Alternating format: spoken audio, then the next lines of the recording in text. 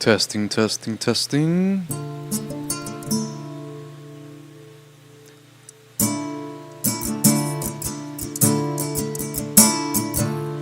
Testing levels, testing the levels.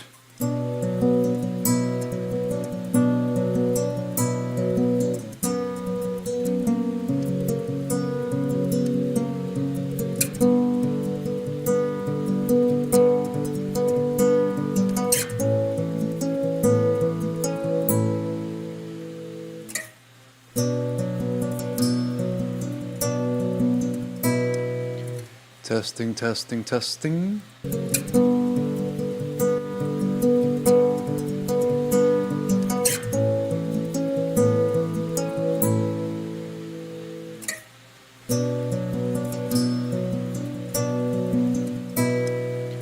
Testing, testing, testing. Ooh, that sounds like crap. The tone.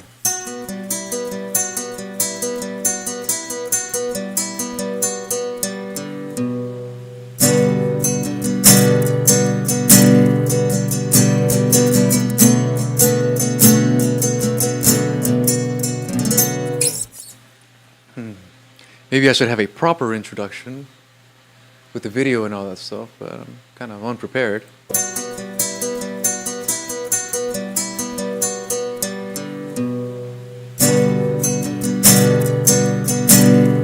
I wonder why it's so crystally. Anyways.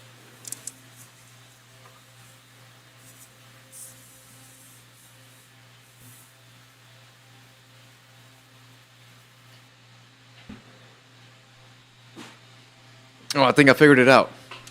Let's see what it sounds like now.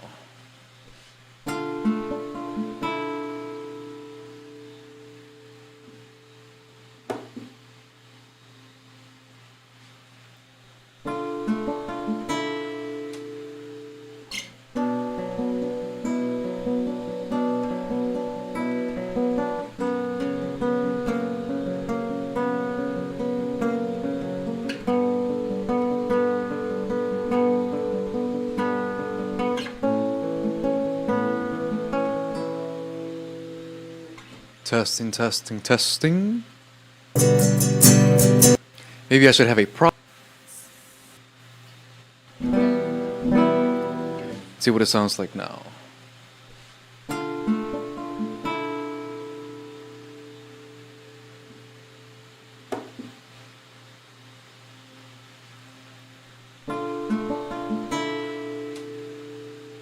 That's more like it.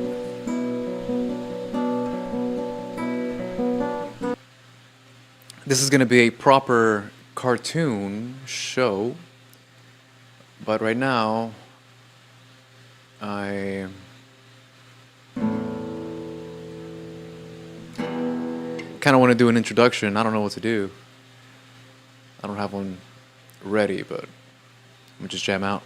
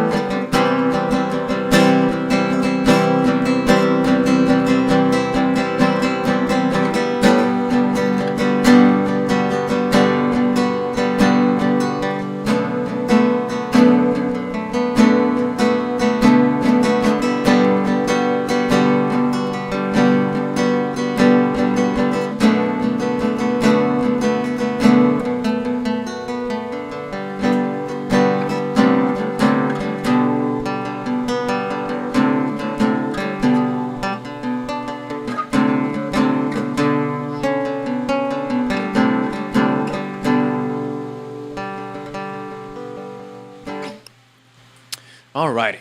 Introduction complete.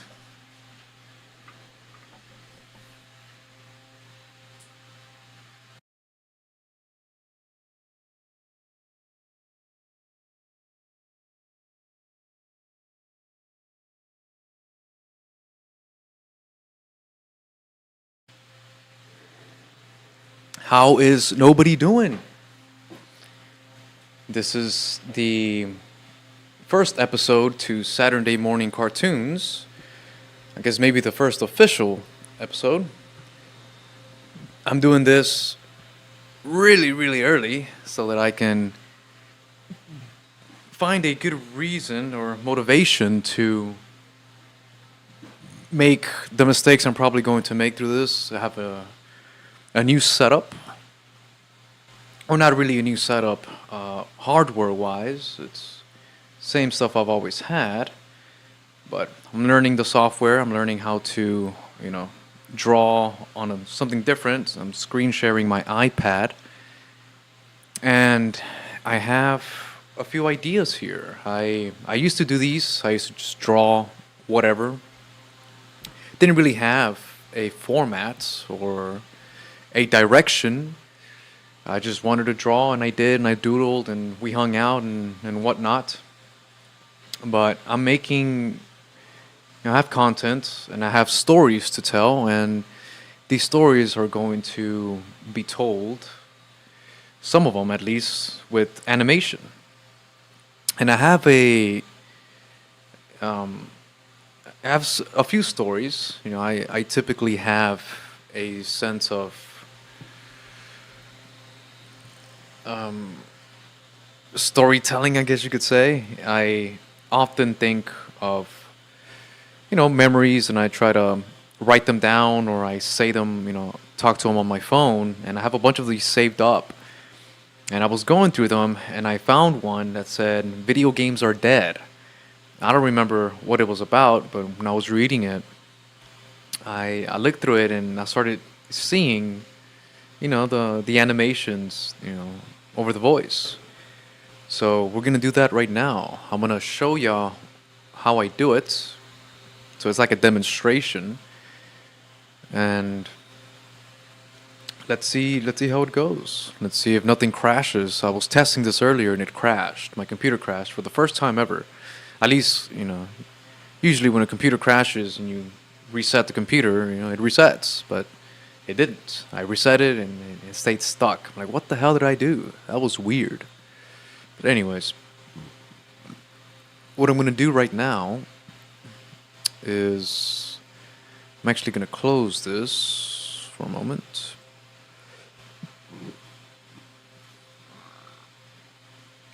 And I'm going to open up Cubase. Please don't crash on me. Yeah, I guess it doesn't really matter, There's only one person watching, and that's me. So if it crashes, then I'll just relaunch what I'm doing. Assuming everyone is dead right now, asleep or probably dead. And so this gives me an excuse to do something almost magical, maybe. It's usually when no one's watching, when, the inspiration really strikes. So let me open up Cubase right quick. Here we go. Okay. This is called Video Games Are Dead.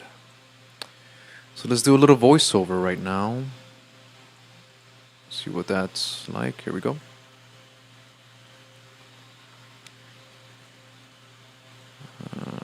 Everything should be good, I think. So, alright. Video games are dead. To me, anyway, but I can't be the only one who feels this way. I was born in the late 80s, and one of my earliest memories are of my cousins playing Super Mario. They were obsessed, and so was I. It was like a cartoon we can control. It was fun and exciting. First thing I remember even asking Santa was for a Nintendo. I remember getting one, but my dad didn't want to open it. It had this not for resale print all across the box. He told me Santa wanted him to trade it in for a newer system, and I got it.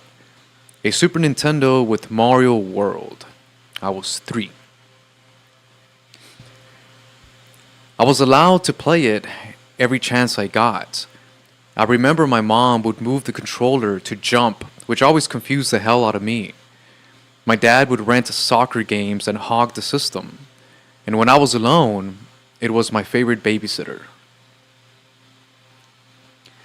I'd eventually get Street Fighter and Aladdin, and I'd rent games all the time that I didn't understand, like Zelda or Mario is Missing, which is a horrible game and a terrible letdown. In school, it's all we talked about. And when I'd go to Mexico, my cousin Bocho had a Sega, and we couldn't get, and we couldn't get enough of Sonic either. We never bought into the rivalry between Mario and Sonic. There was no point in comparing the two when we could enjoy the best of both worlds. And I think that's about good enough. Let's hear back a little bit. I made a little mistake here, but who cares? Let's listen back to it. Video games are dead. To me anyway, but I can't be the only one who feels this way. I was born in the late 80s, and one of my earliest memories are of my cousins playing Super Mario. They were obsessed, and so was I. It was like a cartoon we can control. It was fun and... Okay, I think I need a little bit of noise gate. I have my fans blowing, which is not good. It's supposed to be quiet when you record, especially a voice.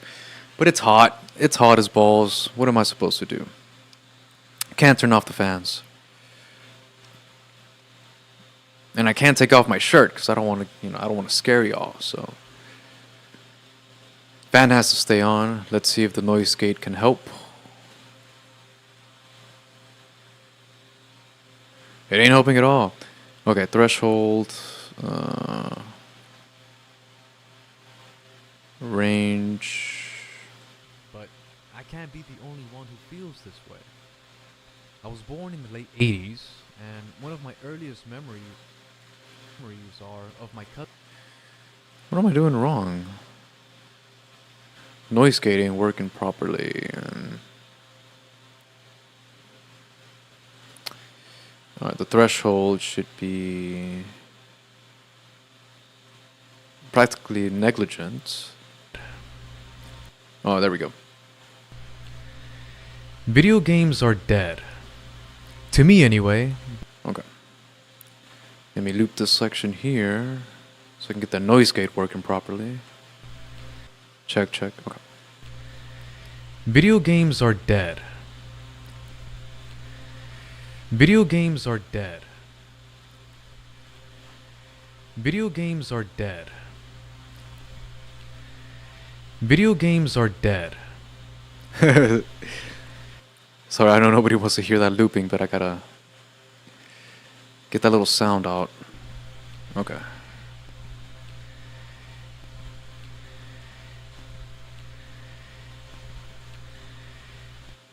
There we go.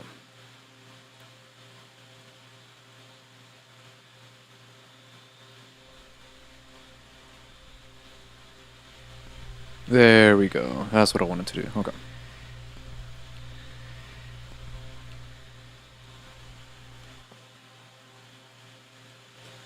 Video games are dead. To me anyway, but I can't be the only one who feels this way. I was born in the late 80s, and one of my earliest memories are of my cousins playing Super Mario. They were obsessed, and so was I. It was like a cartoon we can control. It was fun and exciting. First thing I remember even asking Santa was for a Nintendo. I remember getting one, but my dad didn't want to open it. It had this not for resale print all across the box. He told me Santa wanted him to trade it in for a newer system, and I got it. A Super Nintendo with Mario World. I was 3. I was allowed to play it every chance I got. I remember my mom would move the controller to jump, which always confused the hell out of me. My dad would rent soccer games and hog the system. And when I was alone, it was my favorite babysitter. I'd eventually get Street Fighter and Aladdin, and I'd rent games all the time that I didn't understand, like Zelda or Mario is Missing, which is a horrible game and a terrible letdown. In school, it's all we talked about. And when I'd go to Mexico, my cousin Bocho had a Sega, and we couldn't get enough of Sonic. There we go. Okay, that was the mistake I was looking for.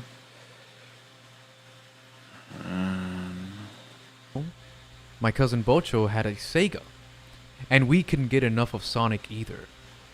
Okay, that's good enough. So what I'm going to do now is I'm going to export it. Export the audio, GM dead, test 1.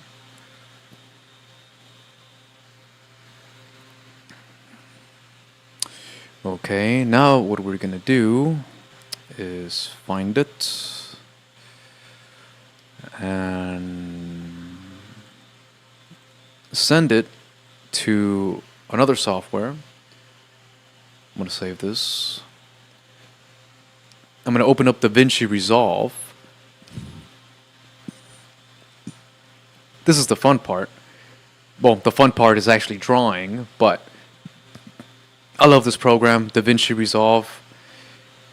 For those of you who don't know, it's a video editing software. It's more than just that, but this is going to be where I work on my project. So I recorded the voiceover. And earlier when I did this, my computer crashed, so hopefully it doesn't. Okay. So that was a previous voiceover which crashed my computer. Hopefully this one works well. Fingers crossed. And I'm going to bring this little voiceover down here and see what it sounds like. Video games are dead. To me anyway, but I can't be the only one who feels this way. I was born... Okay. Video games are dead. To me anyway, but I can't be the only one who feels this way. So we have to represent that. How do I represent that on the...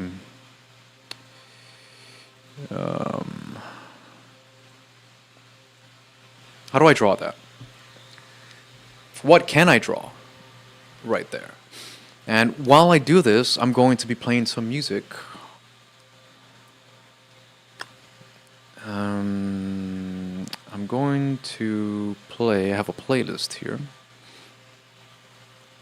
And it's mostly just my music, but anybody wants to hear other things, as long as it doesn't have like copyright stuff, I will play it. Just let me know. But I got this going on here. I'm gonna go with this one.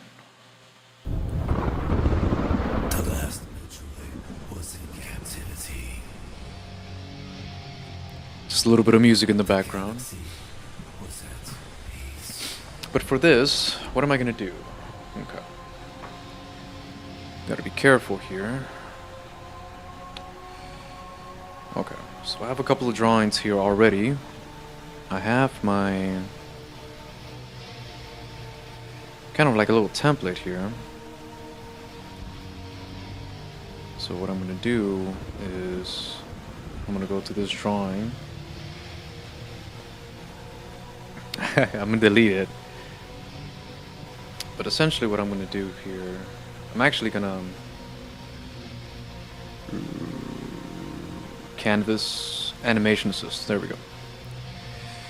So this image is going to be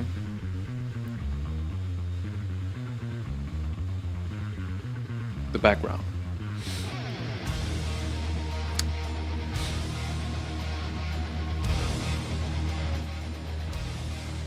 And so the video games are dead. How do I represent the video games are dead? Maybe I should actually just draw the title for now. Let me take these headphones off.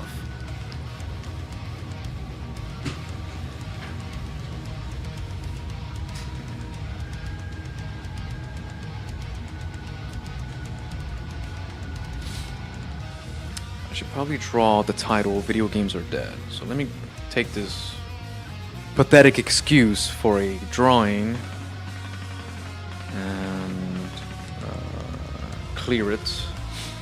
Video games are dead. So maybe I should start with very simple. Oops, wrong color. And get the black. Make sure that's proper black. Yeah, it's proper black. Okay. So video games are dead. So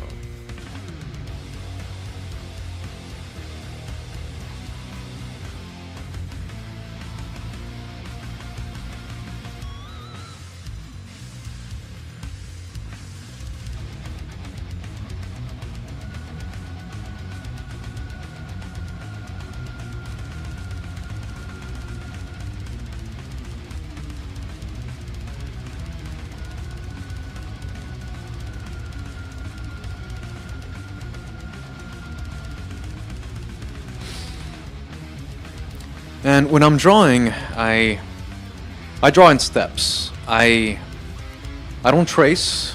I might have a reference, something wrong with the reference, but I don't want to trace. And when I draw, it has to be in my style. What's my style? Just whatever comes out, really. Because I'm a sloppy. I wouldn't consider myself an animator or a drawer. I'm a doodler. That's a really weird word to say. But as a doodler, I can get away with drawing, not so good drawings. I was never real good at drawing, but I've always drawn. And I think the most important thing when it comes to drawing is what you're trying to do coming across. That's really the most important thing.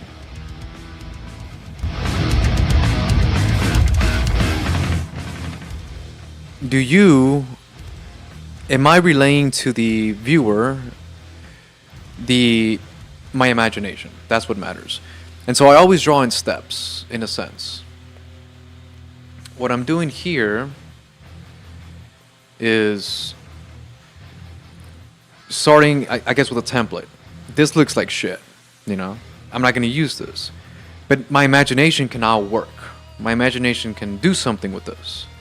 So now that I know what I'm looking at, I'm going to open up another layer and I'm going to refine it. So I could just make the letters look a little prettier or a little more interesting, I guess you could say.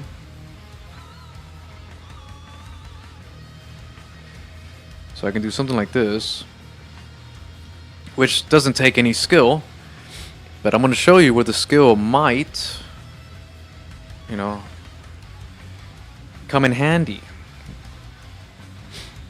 So I'm tracing over myself. I said I don't trace. What I mean by that is I don't trace other people's stuff, but I will trace my own because I'm a big believer in copying yourself. Don't compare yourself to other people, but compare yourself to yourself. Am I better than I was? Or am I worse than I was? Maybe you want to get worse, Sometimes you want to get worse at things. You don't always have to get better at something. Mr. Bonfire, how you doing? Good to see you. If you stick around, I hope you enjoyed today's show. I am doing cartoons. And I am walking people through the process. At least my process. This isn't the right way to do it, I don't think. There's probably easier ways to do it. And I don't consider myself an artist. But I do like to draw. And so, let's do it in front of the camera and see what happens. So I'm doing a video called Video Games Are Dead. And I have a story to tell. and I want to represent the story with, some images. So video games are dead. I think it's a decent title. It isn't clickbaity.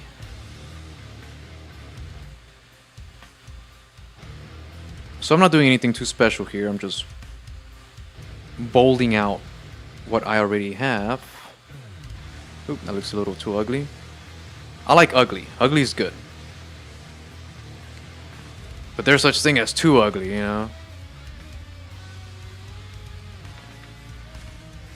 You can be cute ugly. You can be adorable ugly. Or you can be too damn ugly. Which isn't necessarily a bad thing either.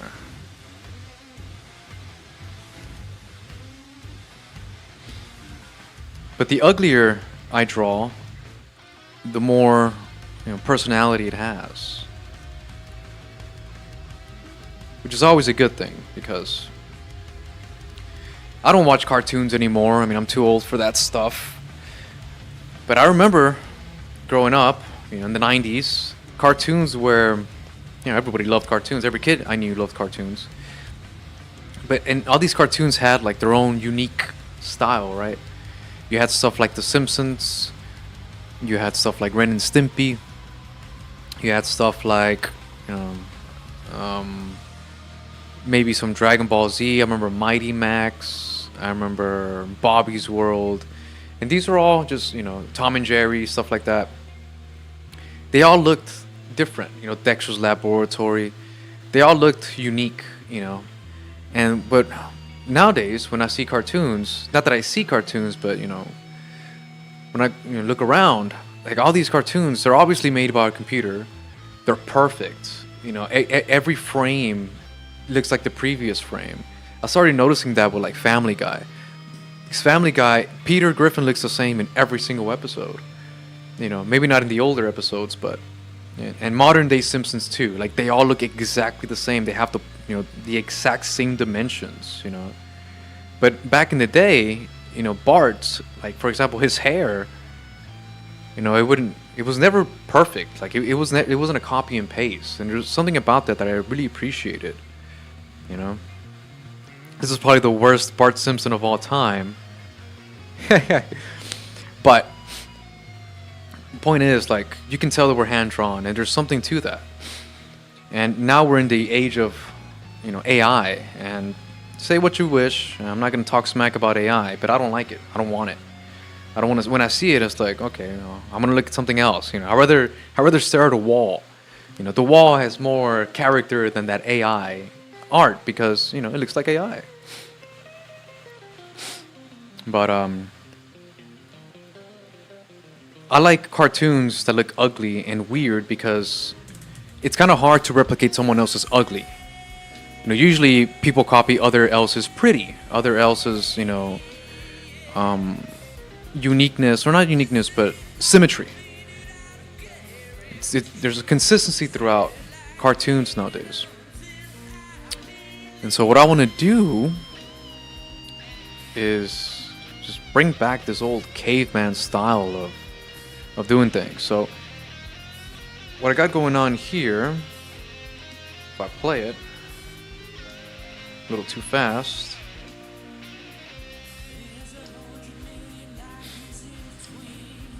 you see the animation beginning to, take shape, take form. So what I would normally do is I would delete the reference or clear it, and I would draw over it. So I would trace what I traced, and it would look something like this. I'm gonna do it quickly because I just got a really cool idea. But let me just demonstrate what I would normally do.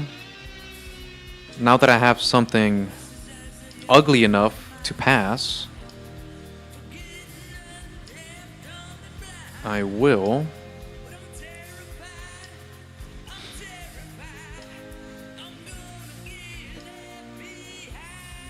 demonstrate the magic of this program So usually when you animate, you probably want to do multiple frames, so there can be some movement.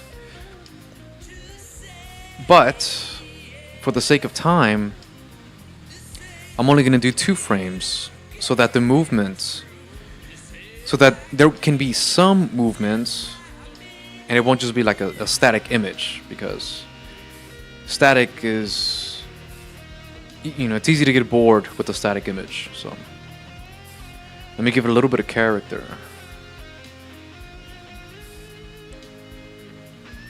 And this is my style. It's not unique to me. You don't see it done that often. First time I ever seen this done was in a cartoon called Ed, Ed, and Eddie. The outlines to the characters were always moving. There was like a wobbly, effect to them. And so, what I'm gonna do here... Yeah, Dragon Ball Z was awesome. Indeed. I was a big fan of classic Dragon Ball. When Goku was, little. I love that classic Dragon Ball. So now it looks like this. Video games are dead. So what I would do in this situation is, let me go back to Da Vinci. Let me transfer it right quick.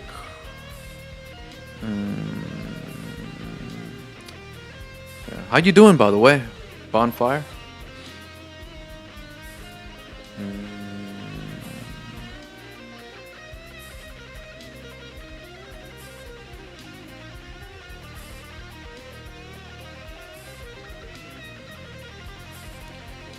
I forgot I have to remove the background image.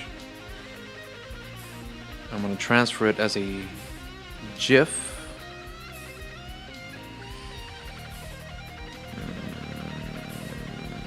Save the image. Okay.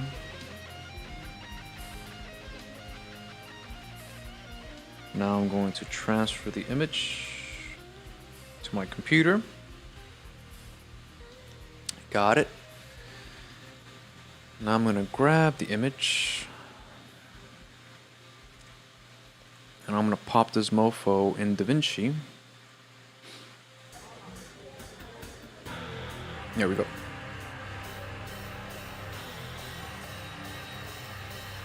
So let me pause the music, the background music. I have my voiceover here. Video games are dead. To me anyway, but I can't be the only one who feels this way. I was born in the late 80s, and one of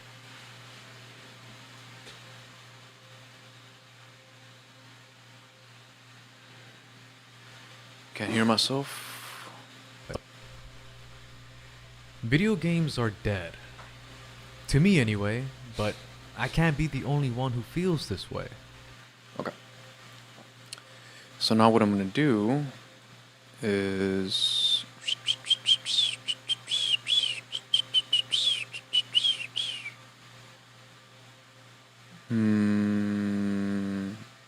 So I have my image here. Oh, I forgot something. Sorry, I gotta backtrack a little bit. Let me see. What do I got here?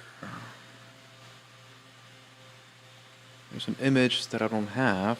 I don't know why I didn't send it to myself. 1 second.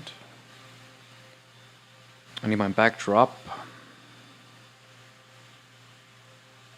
There you are.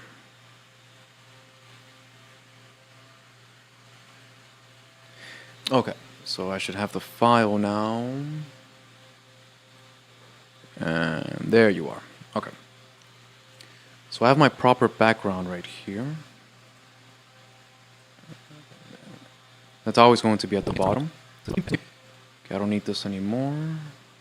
And I don't need that anymore. And I'm going to drop what I just made right there. Video games are dead. So what I would do is move this over here. When the video starts. Video game. The worst part about this process is that I have to hear my voice over and over again. So if I duplicate these frames, it was probably a little too much, but Video games are dead. To me anyway, but I can't be the only one who feels this way. I was born in the late 80s. okay, so right here, I need a new frame. So now we gotta draw that, but we got the beginnings of a video now. Video games are dead. To me anyway, but I can't be the only one who feels this way. I was born in the late 80s, and one of my earliest Okay, I was born in the late 80s. memories are of my cousins playing Super Mario. Okay, so let's go back over here. So I was born in the late 80s. Let me close this real quick. There we go. So I was born in the late 80s. How do I represent that? How do I represent being born in the late 80s?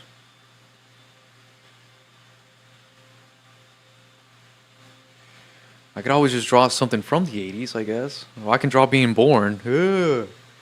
Nah, that's too graphic. That'd be pretty funny, though. You know, I forgot how to draw myself. There was a specific way I always drew myself. If I can remember correctly, there's my big-ass nose. And then I would draw a hat. Yes, okay, so my nose first, and then my hat. No, it looks wrong. Okay, big-ass nose, hat,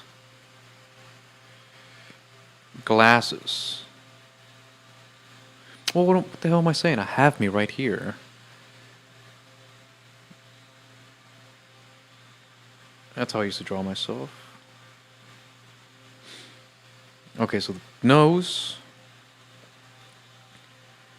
triangle nose, straight line, and then the glasses would kind of just make the hat. Then my ears would go around the glasses. Okay, so let's see if I can remember how to draw myself.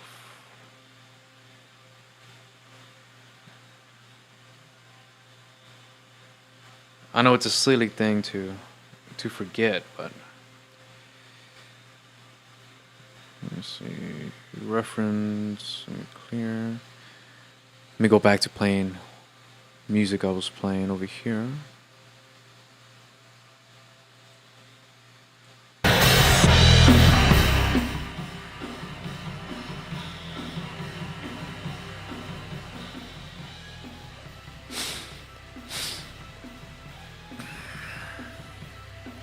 Okay, so it's a straight line. It's a straight line, and then the triangle, and then the glasses would come to play, and then my ears would wrap around, and then the hat would come through. That's how I do it. Okay. Okay, so let me try it without looking. So I'm going to represent being born in the late 80s. So I guess I'll draw my nose, glasses, or my hat. Might be too much hat. It's okay. Let's practice. There we go. And then there we go. And then I have the glare on my glasses. And then I always have a little alien. I have this hat from the computer company called Alienware. There's a little alien right there.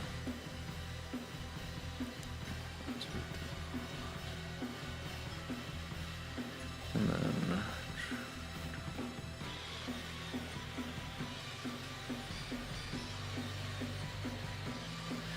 let's give it some style. And then I pretty much have no chin, so I can represent that. I should probably redraw myself because I don't look like this anymore. I mean, I don't wear that hat anymore. And I don't have that beard anymore. But that's what I used to do. And a little ponytail. I still got that.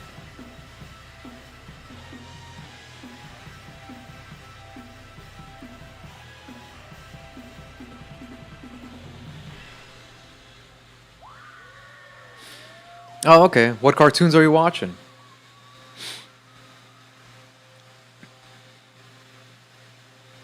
Yeah, I don't have a family. Well, I don't hang out with family, so I don't know what cartoons are what nowadays.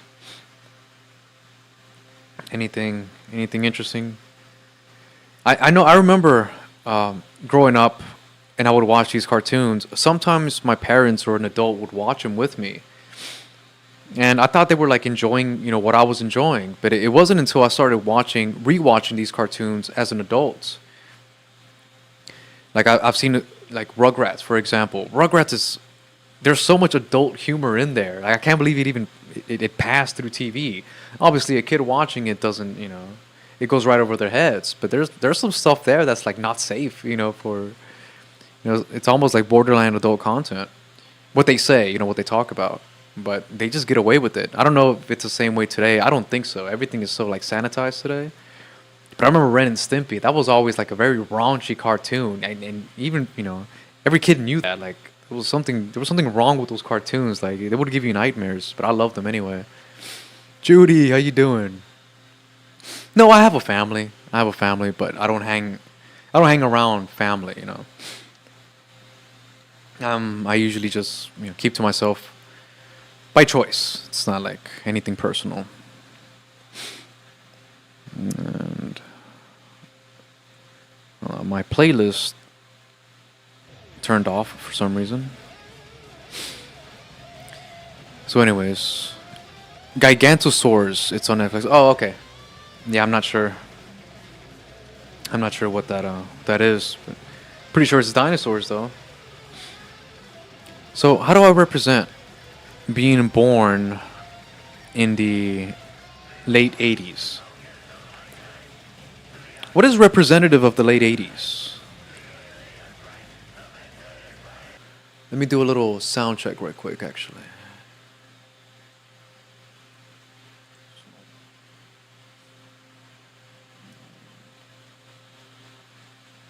My playlist turned off for some reason. Representative of the late 80s. Okay, my music's not loud.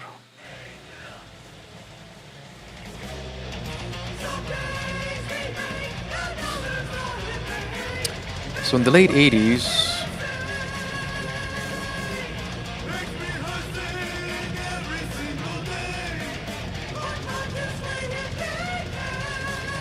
see, I'm starting to remember when I would make these cartoons and I would get stuck, it's because I'm overthinking it. The whole point of doing this is just to, go with it, right?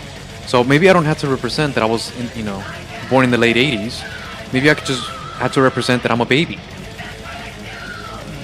And everything's always subject to change, of course. I can always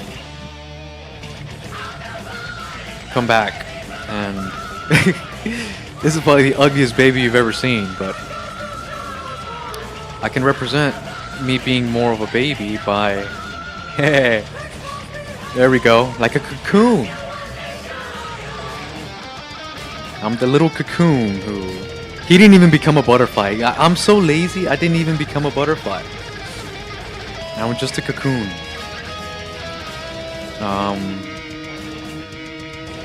Maybe I should give myself little hands. And there's a way that I draw hands too, because hands are really difficult to draw, and I don't want to stay too focused on what I can do. That's the whole point of doing doodles, right? Let me do another sound check real quick. Sorry about that.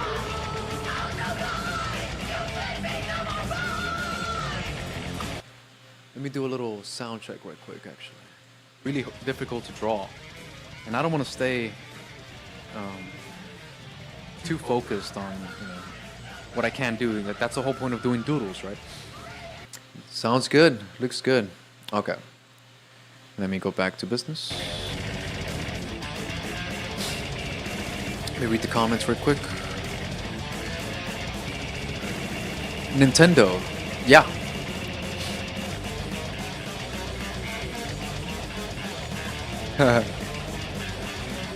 No, I don't have wings yet. I mean, technically, I got some wings right here. You probably can't tell. I got too much filter going on right here.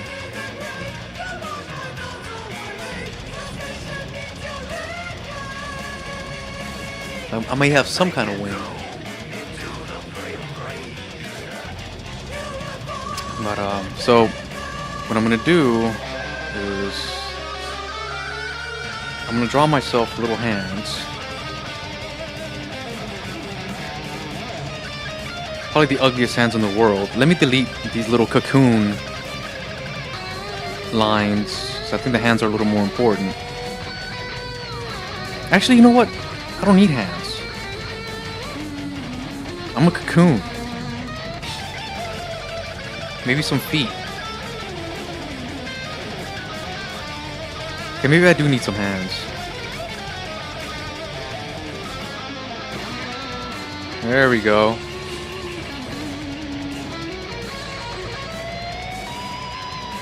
So I was born in the late 80s. And this is the drawing of me from the late 80s. I still feel like I should represent the late 80s somehow. Maybe, I'm thinking about Back to the Future. What was really popular in like... Yeah, my hands would just be tucked inside. That's a good point. What represents the 80s? I'm thinking Back to the Future.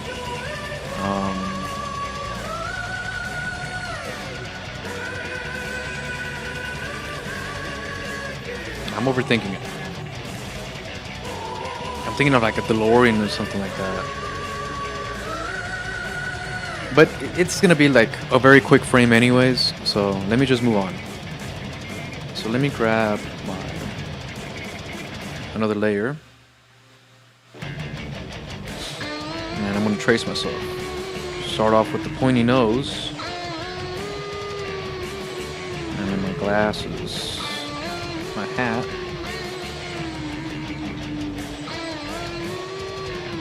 My little ears.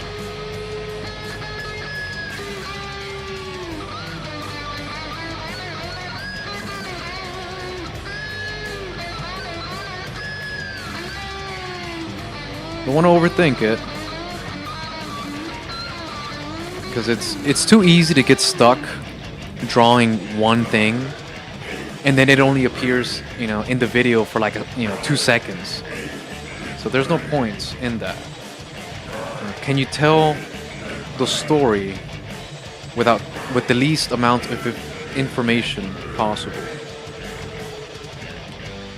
So I think I should do that. I'm a very serious baby. I don't think I wanted to be born. Usually babies cry when they're born, but I was like, man, fuck. I'm so depressed, I can't even cry. The flux capacitor, yes. El fluxi capacitor. El capacitor de flux. Is that the flux capacitor? It's like 3, right? El capacitor de flux is going to be...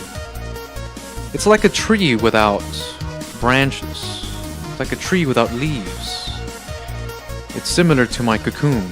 Oh, maybe the flux capacitor is the tree. And maybe I fell out of the tree. You see how this works, right? This is how imagination works. So I fell from the tree. Whatever the hell this is, that's where I fell from. So now we're gonna have a little tree right here. I'm not gonna always come back and add to this.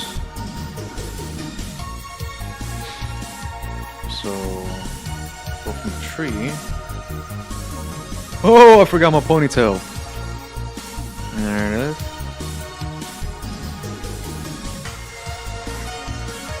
pony that tail, boy. Look at that tail, boy. Shit. Looks about right. Happy? Happy with that? So what I'm going to do now is I'm going to... Before I read the comments, bear with me. The process. Oh, okay, yeah, that's right. So let me open up DaVinci. And I'm going to export my baby ass. My baby ass self to my computer. So I'm going to transfer the drawing to my computer. What I should be doing is doing I don't know, maybe 5 or 6 of these drawings and sending that batch. But I already did it. I'll get into the rhythm of doing this. It's been a while. So in DaVinci, I'm gonna grab myself and let me pause this music real quick. And I'm going to... There I am. I'm gonna copy and paste. Think about this much. So from the beginning.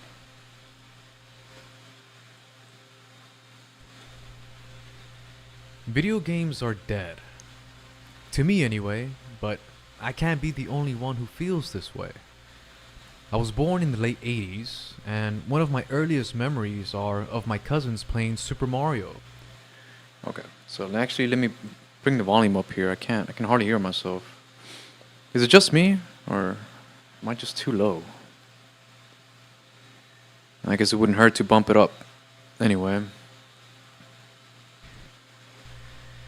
Video games are dead. To me anyway, but I can't be the only one who feels this way. The computer. I was born in the late 80s, and one of my earliest memories are of my cousins playing Super Mario. Okay, so right here. These are of my cousins playing... Of my cousins. Of my cousins playing... So right here, I should be representing my cousins. So far we got this. Video games are dead. To me anyway, but I can't be the only one who feels this way. I was born in the late 80s, and one of my earliest memories are of my cousins playing Super Mario. Okay. So we can... Okay. So let's come back here. Right there. There we go. So from this view, we're gonna have my first memory were of my cousins playing Super Mario. So I can represent my cousins. We were all ugly. So you know what? I don't have to show my cousin's face. I can just show like their silhouettes. So maybe something like this. We'll start off with their heads. And then another head. I know, super creative, huh? But it's okay. The whole point here is the television set, which is portraying Super Mario. La Super Mario. Le Mario la Super. And right here, I guess you can have like a little Nintendo with the controller.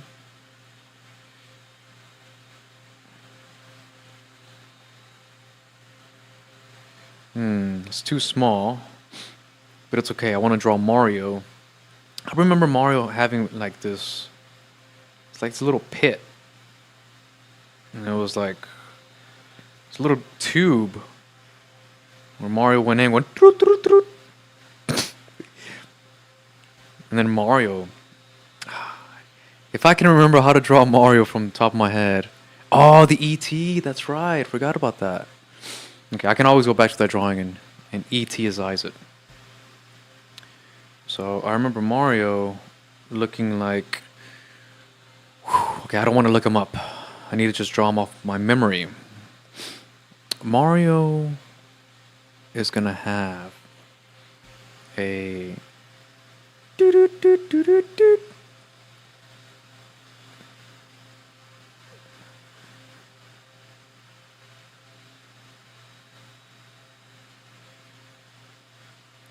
And then he had a hat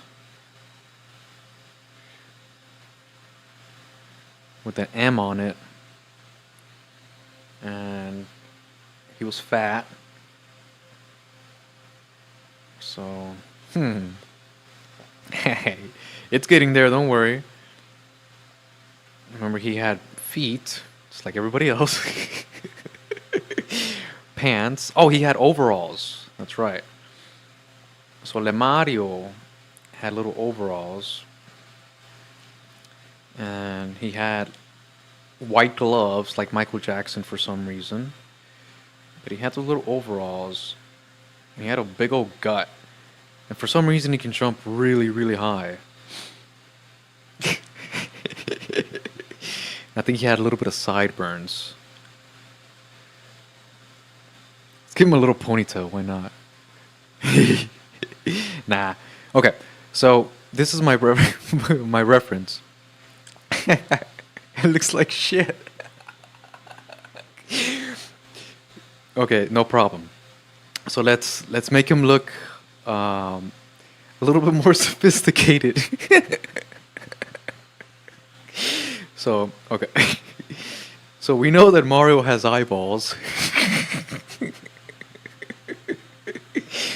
and one eyeball is looking behind him, because he has to look out for like the Koopa Troopas. So one eyeball is looking behind him, the other eyeball is looking in front, and he has this gigantic nose because he likes smelling his own feet. And he has this mustache because he means business. And so, let me just do him a little bit justice. So I'm gonna draw his hat. And he has a giant M. Just in case you didn't know his name was Mario. Just in case you didn't know his name started with an M. Just to really drive the point home. Mario had an M on his hat. It's like if you're walking around, Judy, with a J, with the J in your hat. Just to really drive the point home. And I remember he had his hands, and he had overalls. We established that. So the overalls come down, but then his gut just kind of just gets in the way, But it's okay. He's not vain. It keeps him humble. It's the content of his character that Princess Daisy loves. I should probably give him some Air Jordans, because I like Michael Jordan. I don't think I don't know if I can do Air Jordan justice right now. I know he had feet. No, I can't do it. It's too small. But anyways, I remember Mario, I think one of his hands was always up. Like, it's a me! And so he was always kind of like that. And he had a thumb. I remember he had a thumb. And I think he had 2 feet, but I'm going to keep him with 1 just to throw people off. Okay, now I can actually draw him. See, I don't have to draw my cousins anymore. Who cares if my cousins are there? The star here is Mario. And I think I should give him another foot, because it looks kind of weird without it. There we go. That looks less weird. His mustache. Yeah, his mustache is a side job. He's a plumber. So let me make his mustache a little bit darker. That way, whenever he reads scary stories, people can take him a little bit more seriously because he has a really dark mustache. So we got Super Mario here. Super Mario! And I'm gonna move his little skinny ass over here. Because right here he has a power up. So maybe I can draw the floor now. I'm gonna have him hovering above the floor just a little bit because for some reason he's a wizard. And he has the little power up right here. If I can draw a square, remember I always had a question mark. Bling!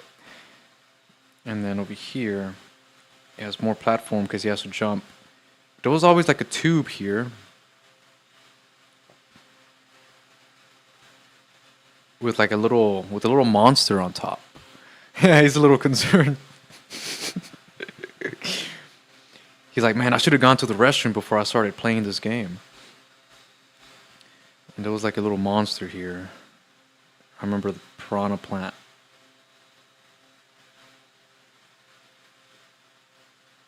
Kind of looks like Pac-Man.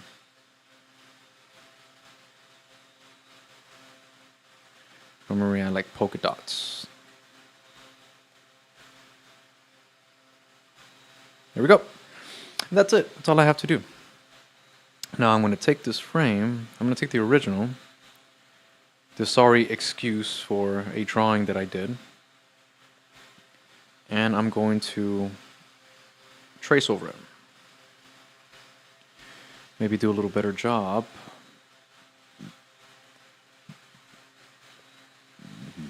Okay. So we got Mario here. Being a total badass. I wish he was my dad. Growing up.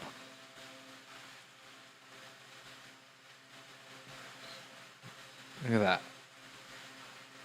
Boom. I like his gut. Kind of looks like its own little character. Like, what's up, Bo? What's going on, Bo? I'm gonna give him some Air Jordans eventually. Not right now. He has to earn them. I'm gonna draw a little platform here. That's where he's eventually gonna fall and die. Because, you know, when you're playing Mario, you always die in the stupidest of ways. You see a pit, you know you're supposed to jump. And then you don't. It really has you questioning your own life. So I got the ears. And I got the Super Mario hat. Which I'm sure has made millions of dollars. Every kid whose name is Mario probably had it, unironically or very ironically. And so let me draw this. Let me draw the piranha plant.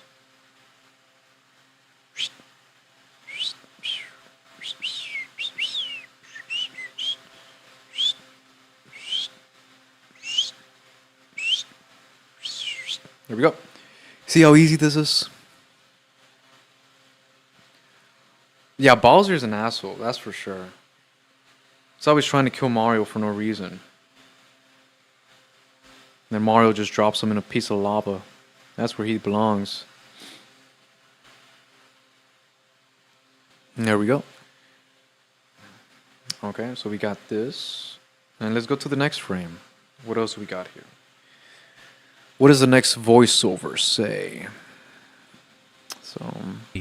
And one of my earliest memories are of my cousins playing Super Mario. They were obsessed, and so was I. It was like a cartoon we can control. It was fun and exciting. Okay, so now I can probably draw my cousins playing the TV. So I guess I'll draw the television first, just so I can have perspective.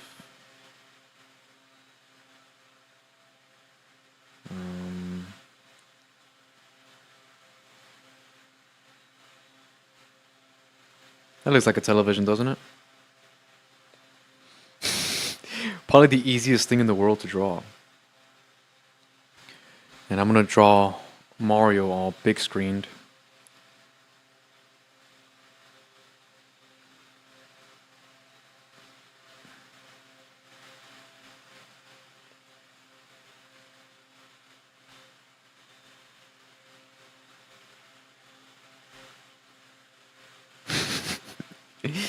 Just to really emphasize that this is Mario.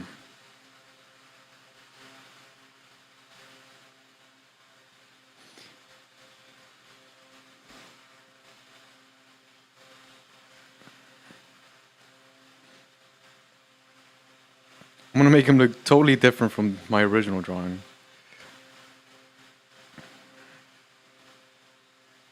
There we go. That looks like Mario, doesn't it?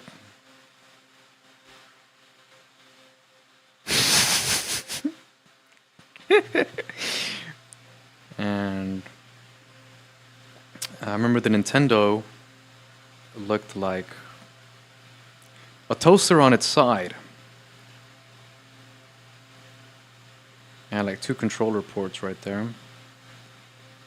And maybe I should actually draw it a little better.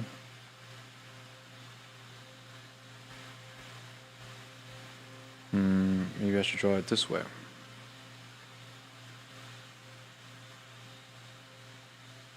There we go. That looks less embarrassing. And the controllers were over here. I remember the controllers were like a square. And they had two buttons.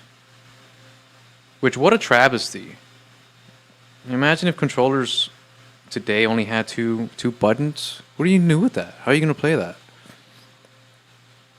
Yeah, that M is total giveaway. And I need to draw my cousins. I need to draw at least one of them.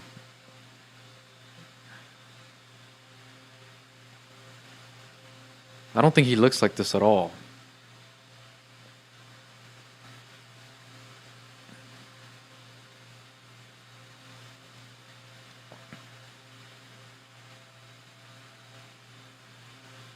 You know what? Why am I drawing my cousins? Let me draw me. I will draw my cousins eventually. But I need to practice drawing myself anyway.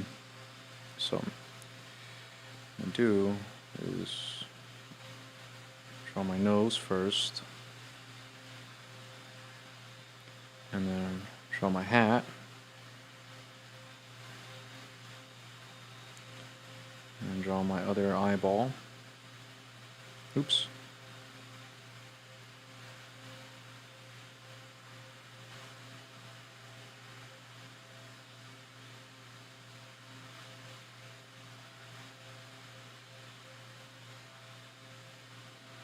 Maybe with a little smile. I can't be stoic all the time. Have pathetic excuse for a beard. My triangle face. I look like a Dorito. Don't tell no one. And draw the most tied up ponytail you've ever known. And draw a little alien right here. Maybe a little. There we go. And then. Oops. Got a little excited there.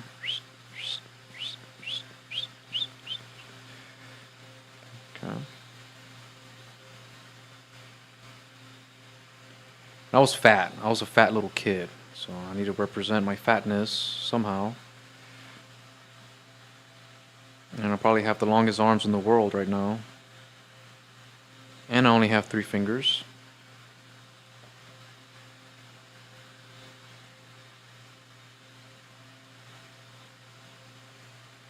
There we go. And maybe my feet can come all the way over here. I got little feet. So I'll draw my other foot down here. And there we go. Looks about right.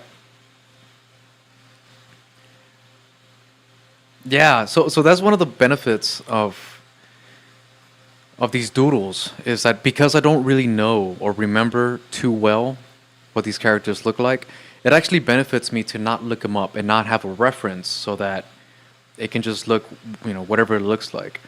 And that also helps with like copyright stuff. Not that I would get copywritten if I draw Mario, but it's good practice to. Oh, I remember this line. There was like a line here. It's good practice to try to be as original as possible. Because with AI looks really good. It's really simple to do AI. And and AI is so hated nowadays by many people that a stick figure, a stupid little stick figure, with the goofy looking face, can be more attractive than, an AI image. Just because people are just so tired of it. So the uglier it looks, the worse it looks, the better off it's going to get. Now I got to be a little careful here because I can spend a lot of time on one drawing. And it'd be nice if I can get one of these videos done, at least once a week. If it's all I did, I'd probably, try to release one a day. Why not? But in order to do that, in order to keep that consistency, you just got to draw a lot. And you got to draw quick. And you got to get straight to the point. And you can't get married to these drawings or what you want to represent. So you gotta have a quick imagination, and you have to accept that maybe what you are representing will not come across, but that's okay. Who cares? It's the journey, right? It's the journey that counts.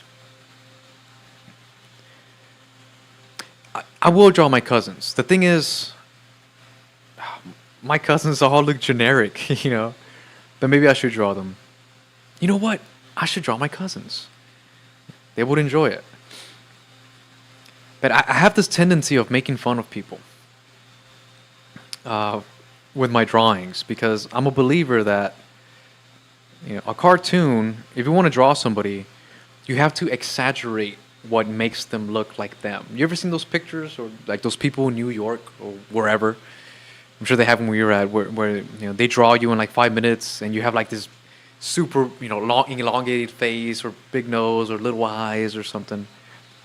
So to me, that's like a proper cartoon, a proper doodle.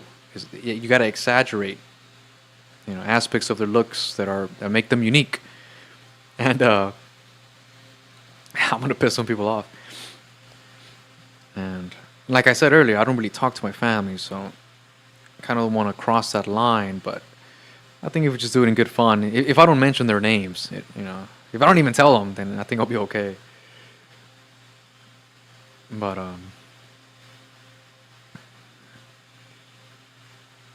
that's always the best part about drawing cartoons. It isn't serious. This isn't like my music, because my music, like to me, like I take it seriously. How other people judge it, whatever, you can like it, you can hate it. It's open for, opinion. But when I'm working on the music, like I have an integrity that I want to maintain, a personal integrity. I want to draw something or I want to write music that I myself can enjoy and take seriously. Not always, but for the most part, especially if I want to share it, with the world.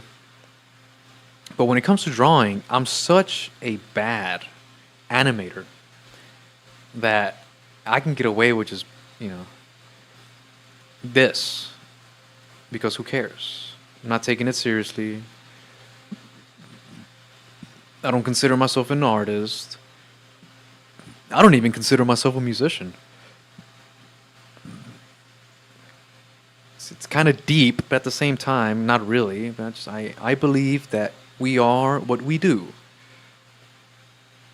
So I'll let people decide what they think I am based on what I do.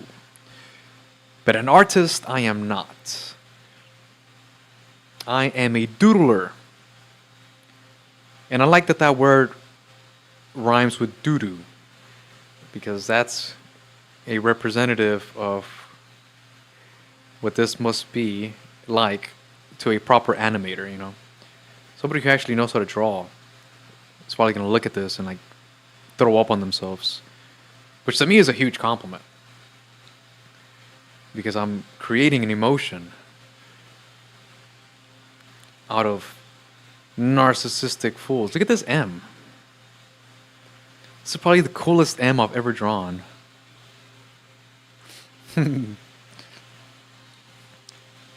Why wouldn't I what? Consider myself an artist? Nah. I'll let other people consider that. I don't consider myself anything, to be honest. I was asked about my, like they asked me like, what are you? Implying like, ethnicity. And I said human being. And even then I was like, I shouldn't have said that. Obviously I'm a human being, but I don't know, something about labels. I don't like labels. I don't want to entertain too many labels. Because then you start getting into all sorts of problems. But look at that. Oh, I wasn't even... I'm sorry, I wasn't even showing what I was doing. I gotta be mindful of that. Yeah, so I was drawing this. What I could do, I think, is... No, never mind, it's too late. So, I was drawing this.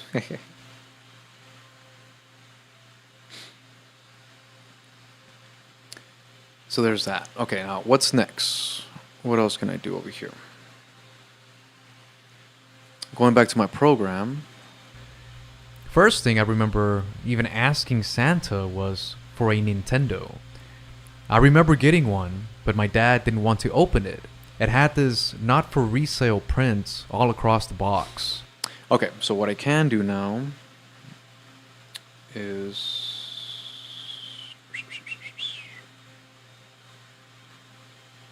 Now what I'm going to do is draw a proper Nintendo. This shouldn't take too long. Again, just going off of memory, it was definitely squared.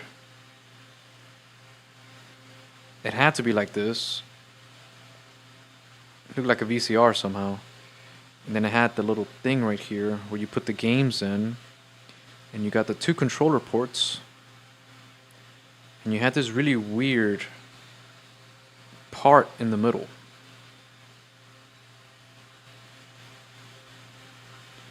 And it was like a bunch of lines.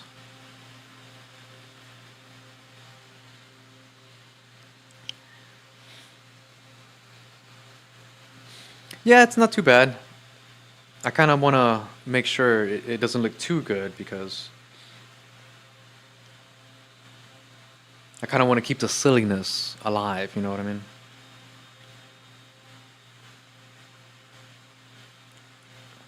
But I have this Nintendo here, and nothing is said Nintendo, just to really drive the point home.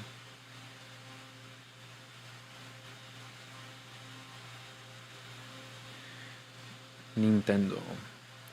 And I'm going to draw these little lines here just to emphasize how special and shiny it is. Draw little stars. Maybe I should draw a little cheeseburger right here, since you're hanging out with me. Look at that. Why doesn't it look like a cheeseburger? It looks like a UFO. Hold on. To draw a proper cheeseburger, first you need the meat. Then you need the cheese. Oh, how about we start off with the cheese and then you draw the patty? No. Okay, I'm doing this backwards. What I need to do is draw the meat. I draw the bun. And then I draw the cheese.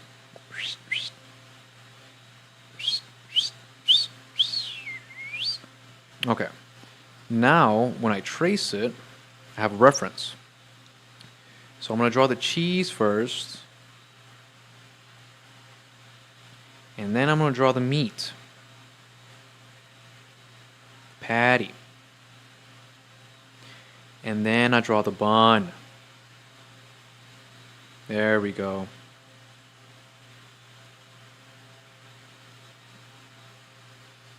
There we go. It looks like a little monster. It looks like a little UFO monster. Let me go back to this. Let me delete the original one. This is the cheeseburger monster.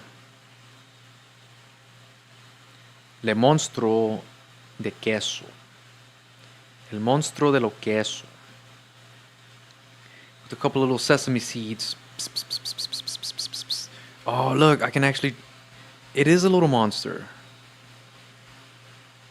If I draw like a little eyeball, it's a sesame seed. And nobody has to know that. It's a little monster in disguise. Got a little cheeseburger there. Got little lines to emphasize how special this Nintendo was.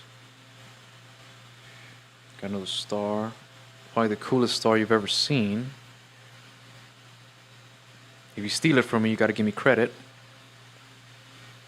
And then I drew the perfect Nintendo box. So nobody can draw squares like me. Not even the Mr. Square Master himself. Now my spelling might be off. But it's okay. I didn't graduate kindergarten for a reason. I'm doing just fine. It's just words. Nobody cares about words anymore. We have AI. Okay, so I'm going to draw these little lines right here. And I remember that. Okay, we're almost done. No te desesperes. Yeah, exactly. La cheesy monster. Le monster de queso. And then, there we go. Shouldn't take too long, see what I'm saying? This is easy.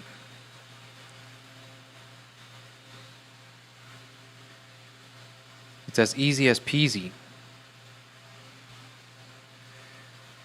There we go. Look at that. Don't you want to play that Nintendo? Okay. So I got that going on. And then... Yeah, it does look like a little UFO. Like a little UFO cheese monster. I don't usually color. But I could color the cheeseburger.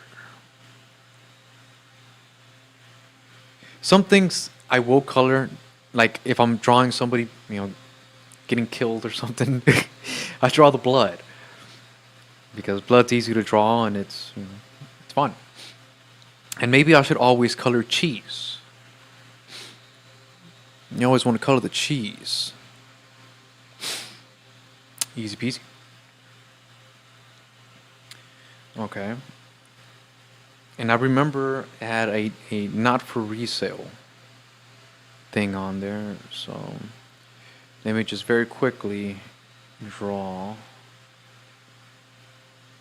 the box. Oops. Let me draw a different box actually. I don't need this reference. How do I draw a box? Stupid question. Okay, and then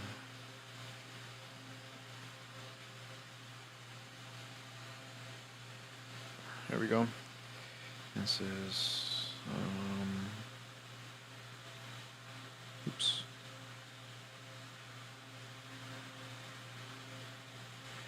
It said not for resale all over. So I said. So it's like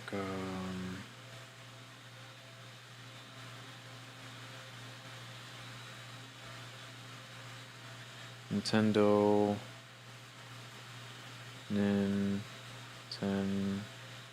Nintendo. I remember there was like lines.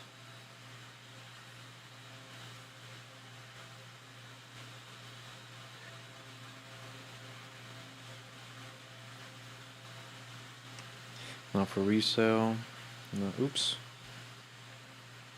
That's for resale.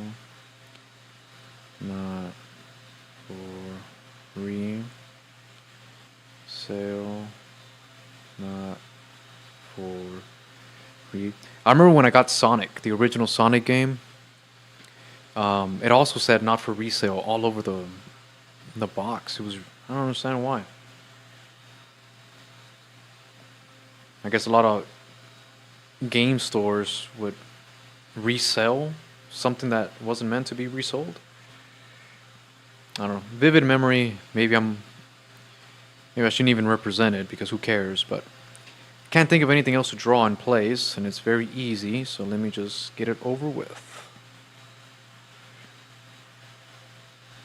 Not every drawing is going to be entertaining, though I should probably make it a point. Maybe I am a box expert. That's right. I'm a horrible boxer, but I am a boxing expert.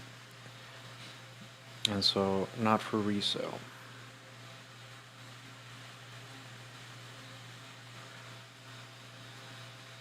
Not for risali. I don't know why I'm being Italian right now. Not for risali. Not for risali. Risali. Whenever I move to Italy, first thing I'm going to do is take Italian classes, and then I'm going to fail. Just to say I tried. But I was never going to try, you know. It's all about appearances. Okay, so sale, not for re. There we go.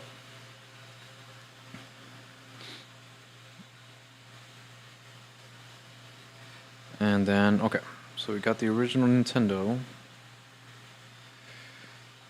with the flying alien cheeseburger. And you have the my fat ass playing with Mr. Fat Ass himself. There we go. Okay, now I can move on. And then, what's next? It says here Nintendo. I remember getting one, but my dad didn't want to open it. It had this not for resale print all across the box. He told me Santa wanted him to trade it in for a newer system. Maybe I should draw my dad. So first of all, my dad is bald.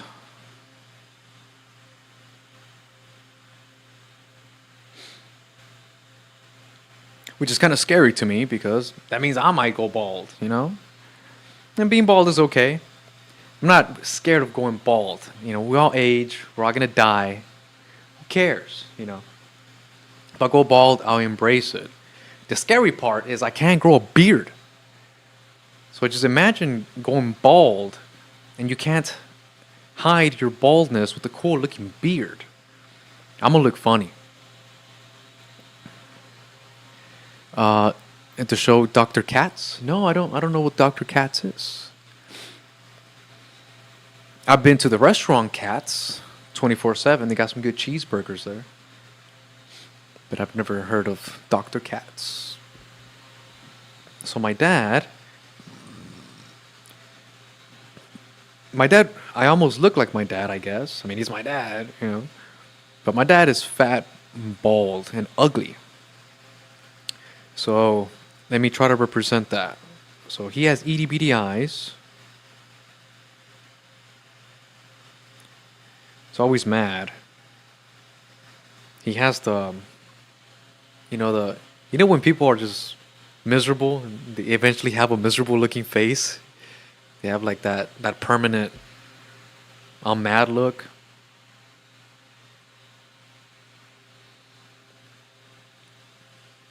So he has that. And his nose is not as cute as mine. It's actually kind of round. So I'm going to draw him like that. and he actually has a beard, kind of like that dude Walter White. Remember Walter White from Breaking Bad? So he has that going, and he's bald. So I'm gonna draw him with. See, he looks gangster. My dad doesn't look gangster. Maybe I should draw pathetic looking hairs. There we go. That kind of takes away the gangster. Nah, maybe without that line. No, I grew up fat. I was a fat kid. Está bien gordo, ya no manches. And he has ears, I think. And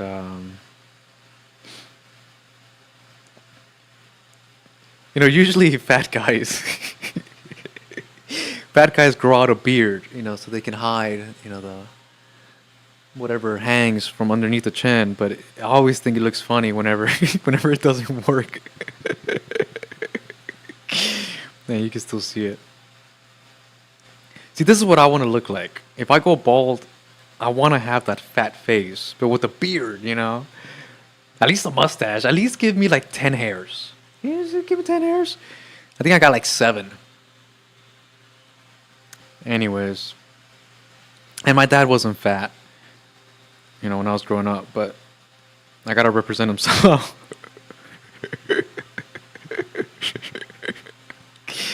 Look at this guy. I hope he's watching. Let me see. Maybe I should give him one of those I only sleep 5 hours a days looks, Let me add here just a little more on the side. A little roundness. Just to show some age, It's graceful. It's graceful. I don't know if I should draw any arms on him. Maybe like that.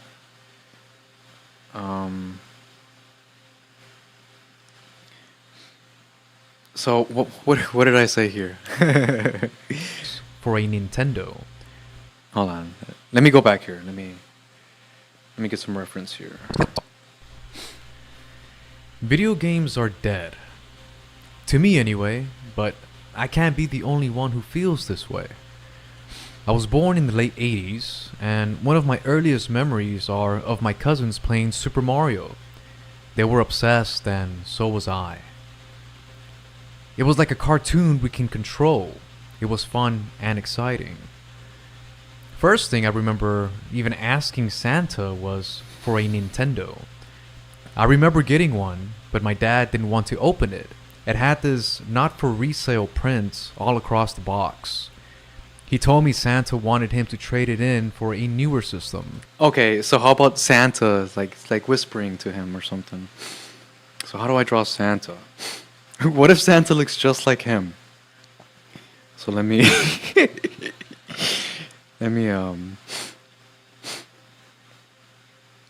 Okay, so I'm gonna have the ugliest looking Santa in the world. He's gonna be a little bit shorter or a little bit smaller because he's in the background. So let me just draw him here. And I'm gonna give Santa a proper ho ho ho look.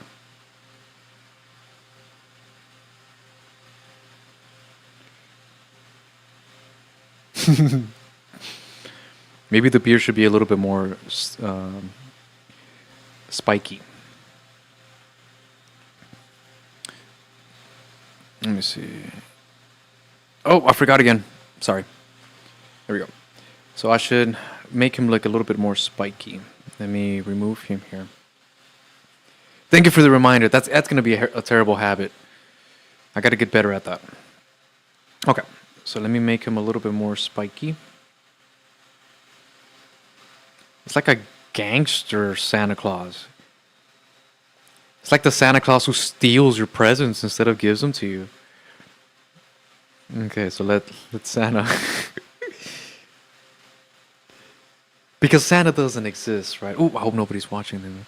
But it's like Santa told my dad he has to take it, have to take the Nintendo back to the store. And so obviously it's, him telling himself that or something. I don't know. I'm trying to make sense out of this nonsensical stuff. So I know Santa has a really cool looking hat with something like that around it.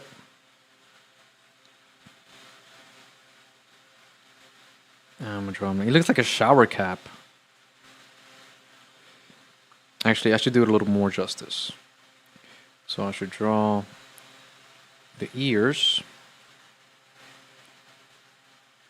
There we go. He has to look ugly, or it doesn't count.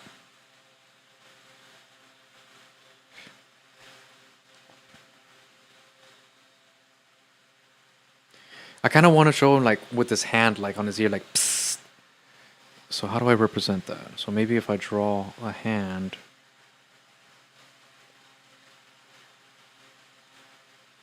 Like that.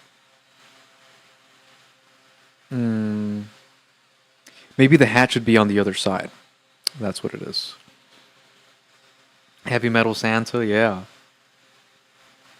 Merry Christmas, you filthy animals. Okay, so let me see. Santa Claus is coming to town. Okay, so. So that's Santa's hat. I think Santa's hat has like this little white thing over here. Oh, too much eraser.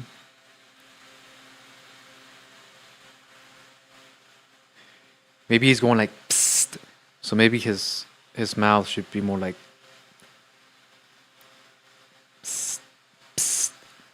And then he has his hand over here telling him. Looks like a tongue. Looks like he's sticking his tongue out. I guess I can draw these little lines to represent he's saying something. Draw his ears. There we go. Ugliest looking Santa. Not the ugliest. I should make him look even uglier, but I don't want to, spend too much time on this. Yeah, it looks like he's gonna slap him. See, some things are hard to like represent, right? But I like that. I like Santa Claus slapping Santa Claus. So let me just go with that because we got to move on. And I got to take a piss. Like, I got to take a serious piss. So what I can do is just go ahead and finish this off. Let me draw his pretty big old chin. Let me draw the pathetic excuse for a goatee.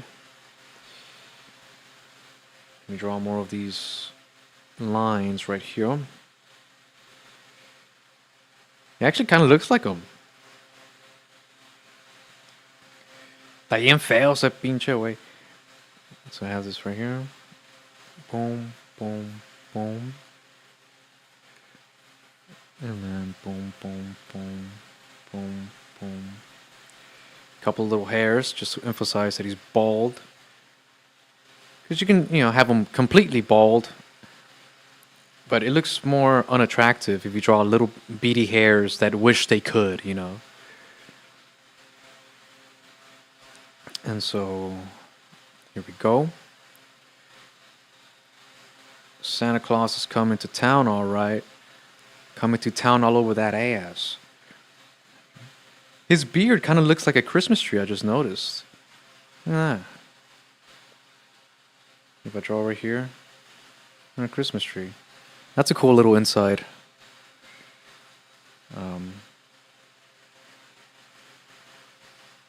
Something.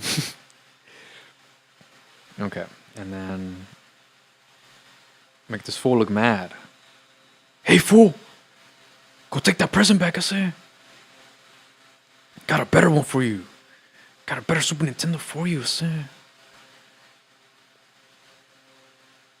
Just give me a couple of 40s. I'll get it for you, I say. Okay, so draw him over here. Check it out, we got my lowrider. There we go.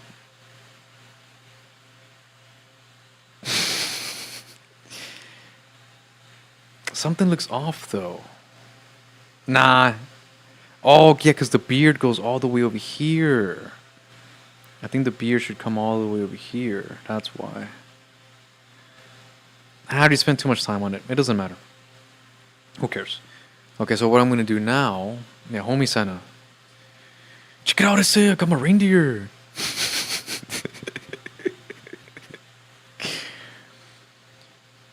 I'm going to start my khakis, I say. Okay, so... I'm going to go back to DaVinci. I need to export these first. Okay, so let me just export them right quick. Animated GIF. One moment. So what's up, Judy? How you doing? Getting off of work? About to go to work? Can't go to sleep? About to go to sleep? What's the dealio? Okay, animated GIF. Okay, so I got Santa. Okay. And then I have the box. Okay, export the box. And then I have Le Nintendo.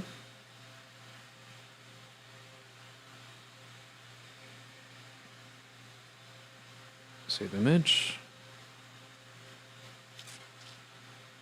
And I have a picture of me, or an image of me, a doodle of me playing the Nintendo. Save image. And then I have Mario and the Piranha Plant. Animated GIF.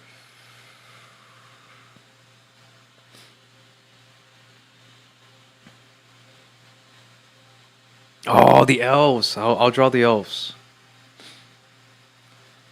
It'll come up again. I'll make sure that Santa comes up somewhere along the lines, and I'll draw them again. Nike Cortez. What's Nike Cortez? Like the tennis shoes? Mexican Nikes? The ones you get at the flea market? Okay. So from there, let me...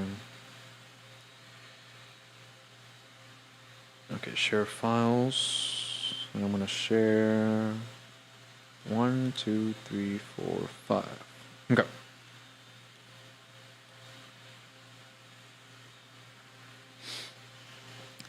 And now I'm going to grab what I just transferred.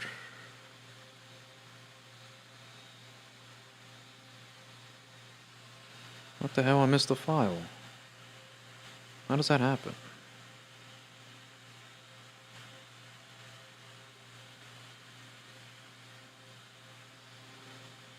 There you is. Okay. Boom. Now I have all my images here. Cholo shoes. Oh, I got you.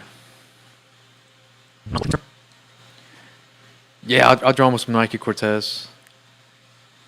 That just makes too much sense now. Yeah, I wanted to draw with those, with Air Jordans. Oh, can you see it now? You should be able to see it now, I think. Okay, so going down the timeline, let's start from the beginning. Video games are dead. To me anyway, but I can't be the only one who feels this way.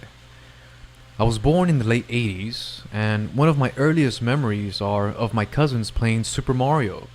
Okay, so right here, I'm gonna grab... I should probably name these because I don't know what the hell I'm looking at. Okay, so here, drop that one. Okay, that's Pops. And then this one is Nintendo box. I know this is a cheeseburger because I see the yellow. I think these go over here. And then this one. Okay, it goes a little bit further down. And then you got... There we go. Okay. My cousins playing Super Mario. They were obsessed, and so was I. It was like a cartoon we can control. Right here. Okay, so what I'm gonna do is grab this frame, move it over here, paste, and then over here, grab this one, and move it around. Like a cartoon we can control. It was fun and exciting. First thing I remember even asking Santa was for a Nintendo. I should probably draw Santa over here as well. This is where I draw the elves. First thing I remember even asking Santa was for a Nintendo. For a Nintendo. Okay, so the Nintendo goes over here. Let me grab this frame right quick and paste it. Right here should go the picture of the elves. We'll get to that.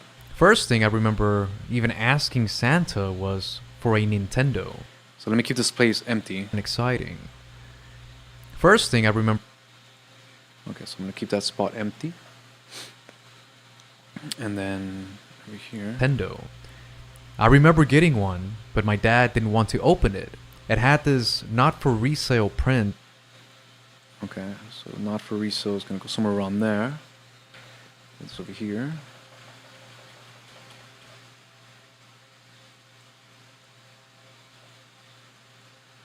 Not for resale prints all across the box. He told me Santa wanted him to trade. Santa wanted. Okay, and then grab that. I think the implication with this not for resale thing, when I originally wrote the script, is that he stole it or something. I don't know. I don't think it comes across, but whatever. You gotta move on with these things sometimes. Can't overemphasize a point that isn't a really good point to begin with anyways. You know what I mean? Okay, let's watch it from the beginning. This is the magic. So all of this that I've done, I've been streaming for how long? An hour and 50 minutes. And I've probably put in, seriously, maybe, I don't know, about an hour's worth of work. So in an hour, we already have about 45 seconds of a video.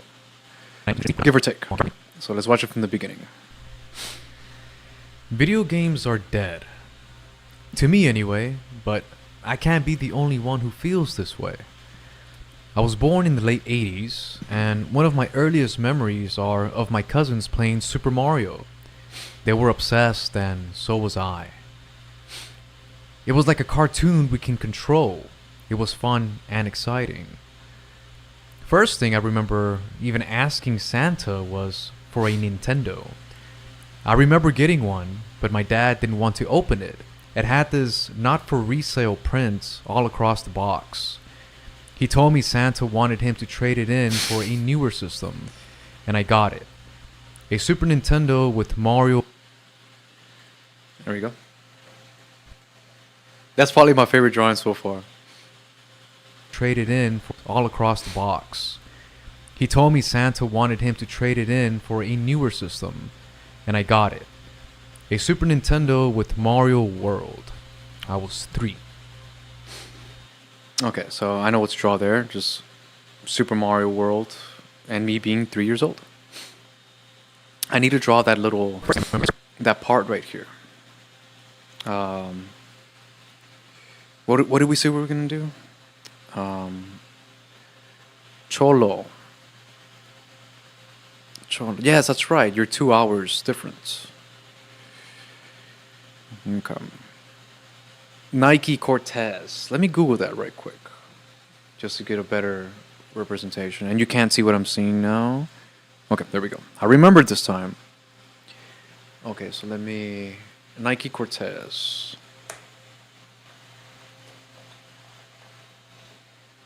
Nike Cortez. Oh, okay. Yeah, I'll draw the elves with the Nike Cortez.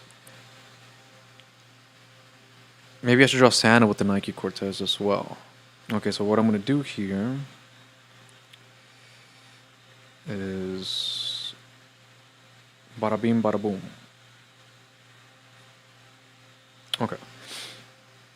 So what did I say here? I said I remember asking Santa. First thing I remember even asking Santa was for a Nintendo. Okay, first thing I remember asking Santa. So maybe this Santa should not look like my dad because I haven't even introduced him yet. So this Santa is gonna look like an elf for some reason, and I don't know why, but I see an elf with a nose that looks like this. No, that looks like a bird. Maybe more like this. This might be the creepiest looking Santa ever. Itty bitty eyes.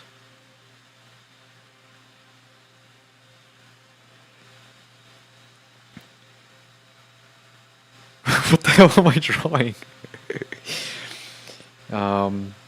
Oh, he has a beard, of course.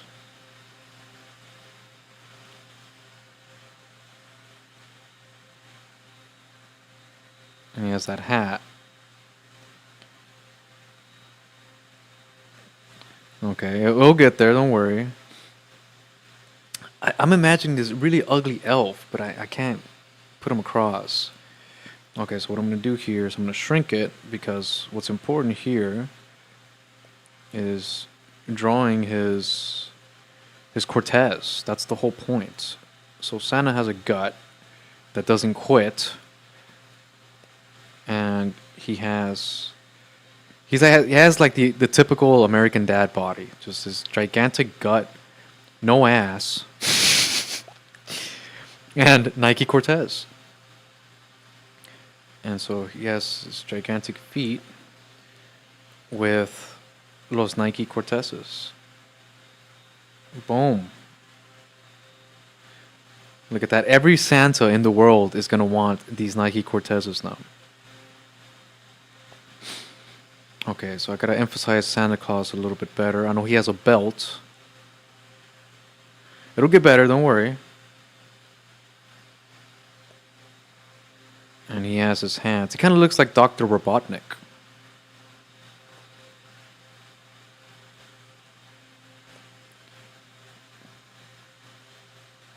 Okay. This is a hideous looking Santa. Kind of scary.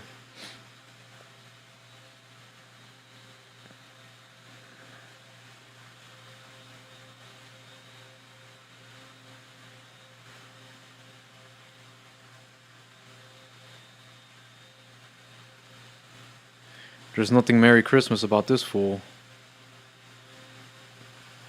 But you know he's gonna eat all the cookies.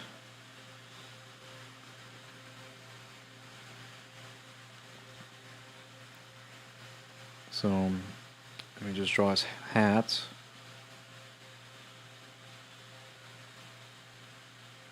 There we go. Yeah, what does he look like?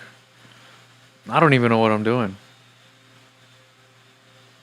I don't look too bad. Not the kind of Santa I'd want, working at my local mall.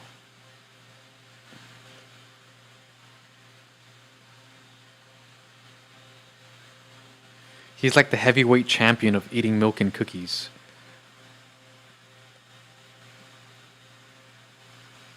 Okay. There's his feet, no ass. Maybe draw giant shoes. See, this one's fast, and this is what it's supposed to be. The whole spirit of drawing cartoons. Maybe I can do it a little bit justice. The whole spirit of drawing these cartoons is to just do them quick and get them out of the way. And have some fun while you're doing it, It shouldn't be a mission. And I'll tell you what, if you want to pass the time, draw. Draw something. Make fun of something. The time goes by real quick. And if you have to go to the restroom real bad, and you're too lazy to go, same thing. Just draw. Okay, hold on. Yeah. I don't know why I'm always drawing vatos. They're just easy to draw. It's like, hey, fool, don't tell mom I'm here. You got $20? Let me see. Come over here. He looks like a cheeseburger. You see what's going on? He's a freaking cheeseburger. Maybe he should have some cheese falling off of him. Look at that. Now, all I want for Christmas is this fool right here. Okay, and then Cortez. Let me go back to this frame. Add some cheese. You bring the fries, I'll bring the cheese. And that's it. Okay, he looks really weird. I don't know why his eyes are getting bigger every time.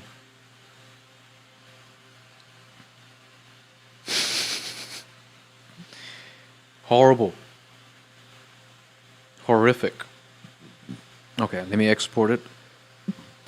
Okay, go back over here. I don't want to forget all these steps that we go through. Okay, so. Cheese Luigi. Okay, save image.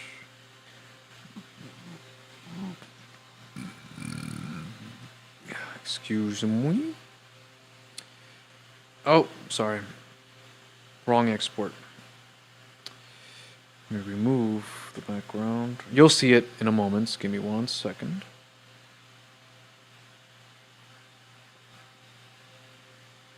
There we go.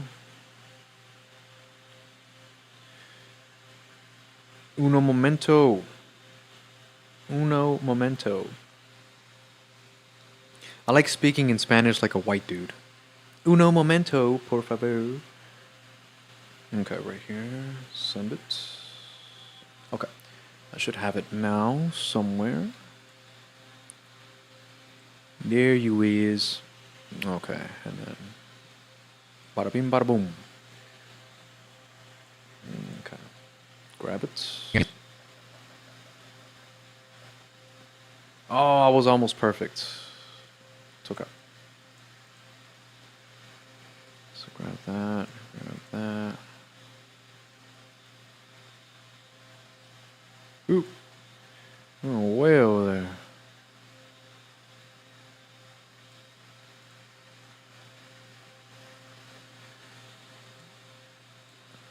For a Nintendo. Oh, look what I did. It's almost like Santa Claus got miniatured A Nintendo. into like a little, you see that? By accident. I should have colored his little side pockets yellow. So we can know that he... So this Santa Claus can transform into a UFO cheeseburger in disguise. Okay. From the beginning. Video games are dead. To me anyway, but I can't be the only one who feels this way. I was born in the late 80s, and one of my earliest memories are of my cousins playing Super Mario. They were obsessed, and so was I. It was like a cartoon we can control. It was fun and exciting. First thing I remember even asking Santa was for a Nintendo. I remember getting one, but my dad didn't want to open it. It had this not for resale print all across the box. He told me Santa wanted him to trade it in for a newer system, and I got it. A Super Nintendo with Mario World. I was 3. I was allowed to play it every chance I got. I remember my mom would move the controller to jump, which always confused the hell out of me. My dad would rent soccer games and hog the system. And when I was alone, it was my favorite babysitter. Okay, cool. So I gotta take a mean-ass leak. I know it's late for you, so if I don't see you when I return, then thanks for hanging out for a little while, Judy. But I'm gonna take a little break. While I take a break, I should probably say something for people tuning in. Um, Let me say, I'll be back in a jiffy. Or I should probably move it somewhere. Hold on.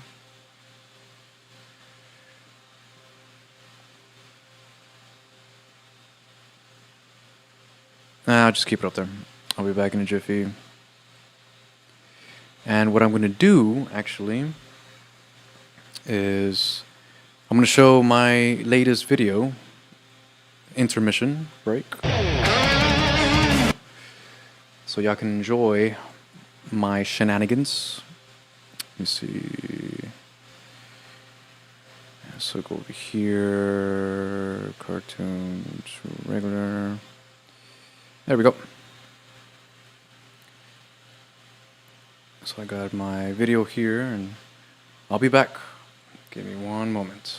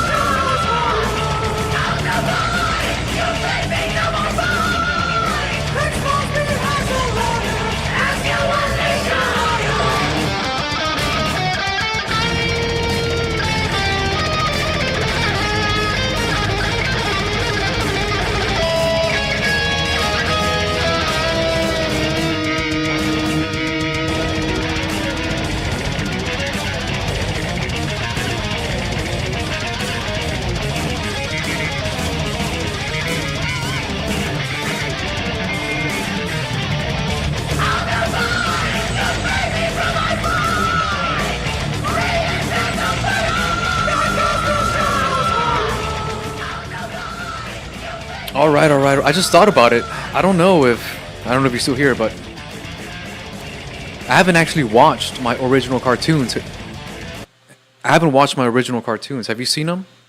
I should probably demonstrate them. At least one of them. Maybe the first one. I need to like refresh myself too. Like, what the hell is all of this about anyway? Let me come over here. Transform. Go to my channel.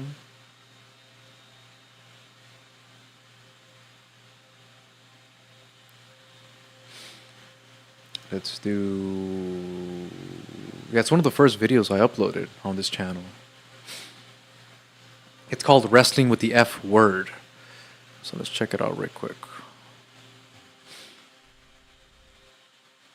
Oh, probably can't see it. That would help.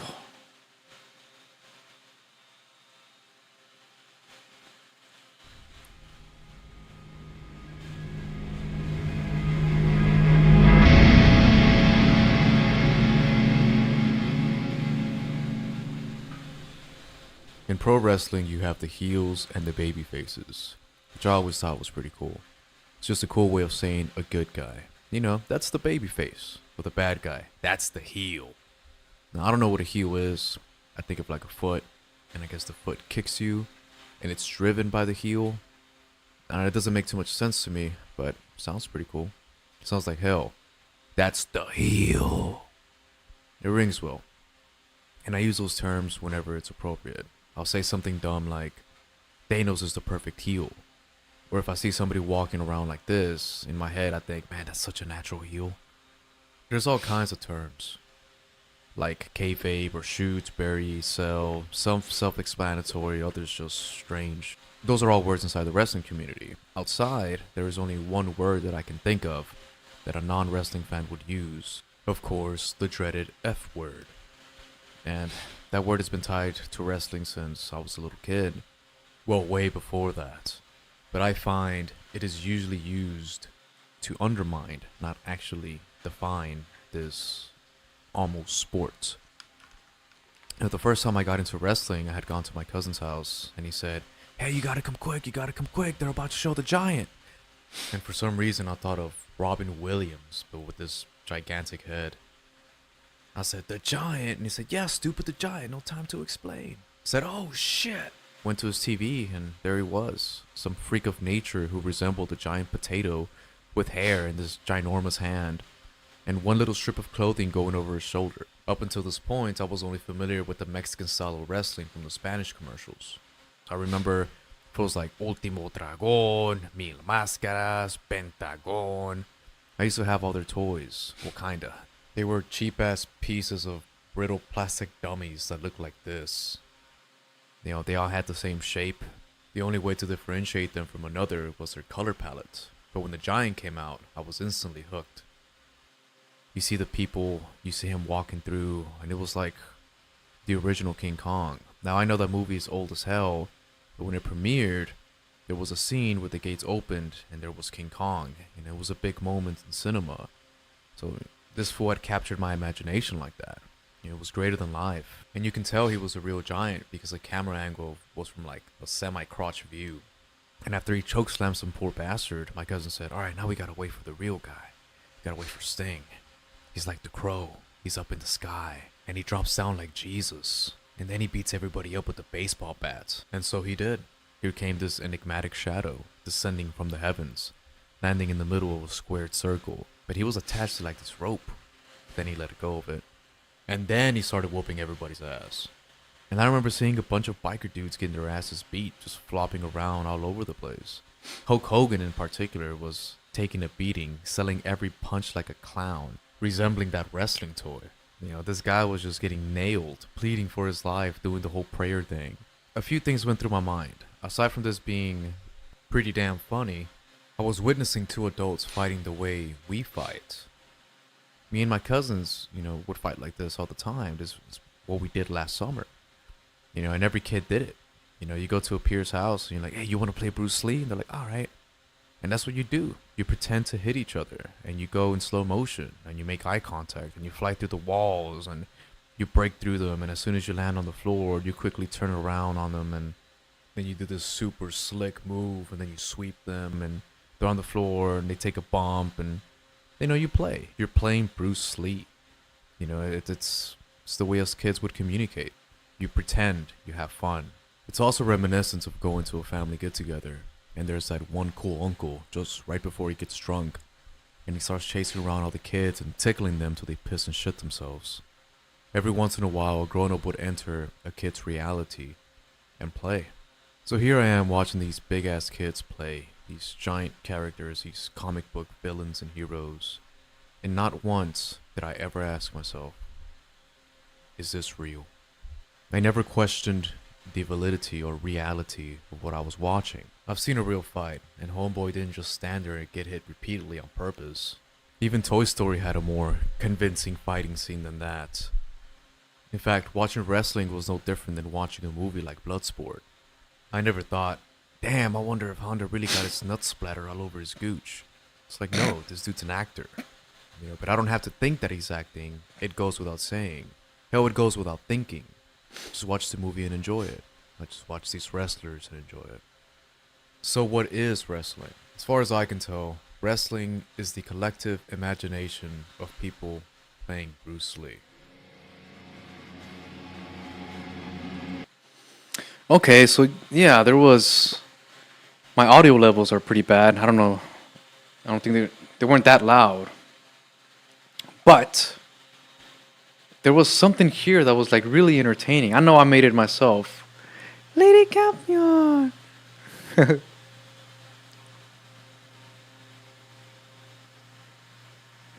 Yes, yes, this is definitely not for kids cartoons. That's for sure. I'm trying to, keep it PG anyways, just, there's no need to be vulgar or anything like that. But yeah, some of these cartoons are going to have blood, for example, so not for kids. Good morning. Hope you're doing well. So yeah, something about this first video here. I haven't seen it in a long time, And then he beats everybody. but it was kind of entertaining. Like I don't remember. I don't know if I just wrote the script like in one shot, or if I took my time trying and developed it. Because I think it was developed. To be honest, it like every point was made. Like there were points that were made. It wasn't just rambling.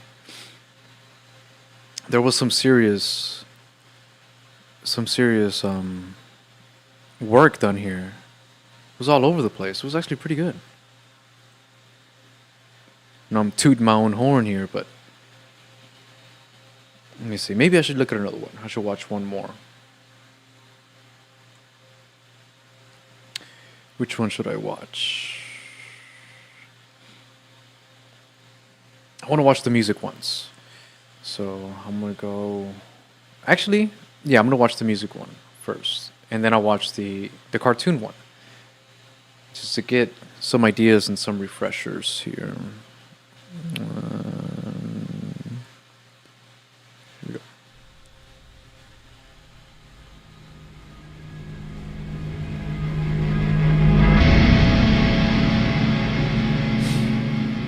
This was about System of a Down.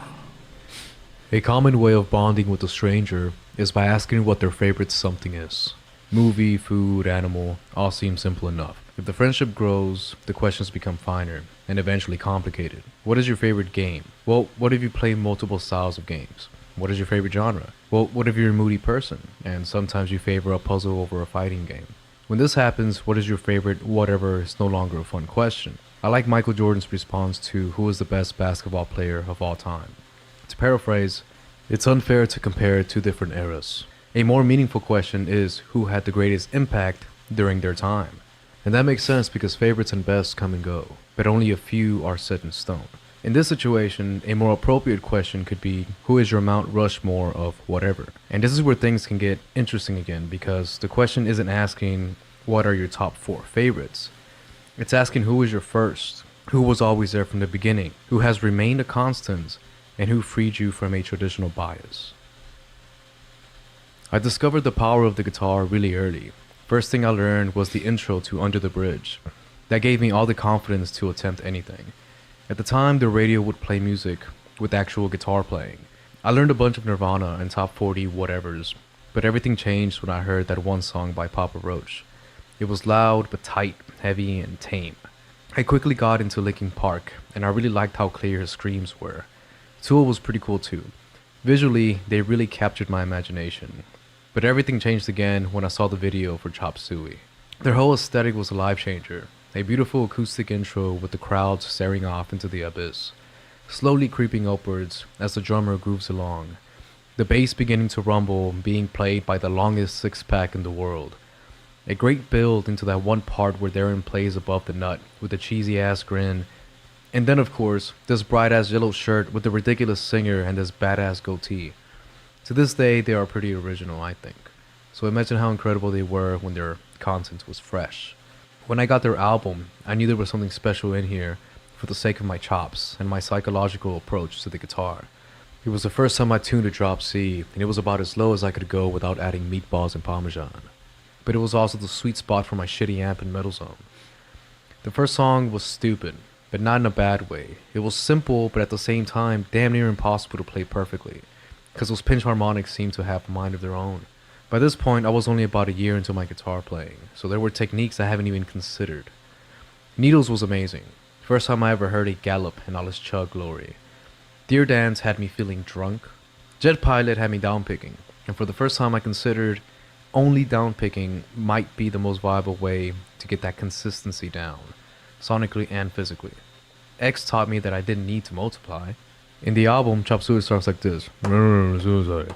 A mumble and a suicide, and I couldn't figure it out for the life of me. Maroney Suicide?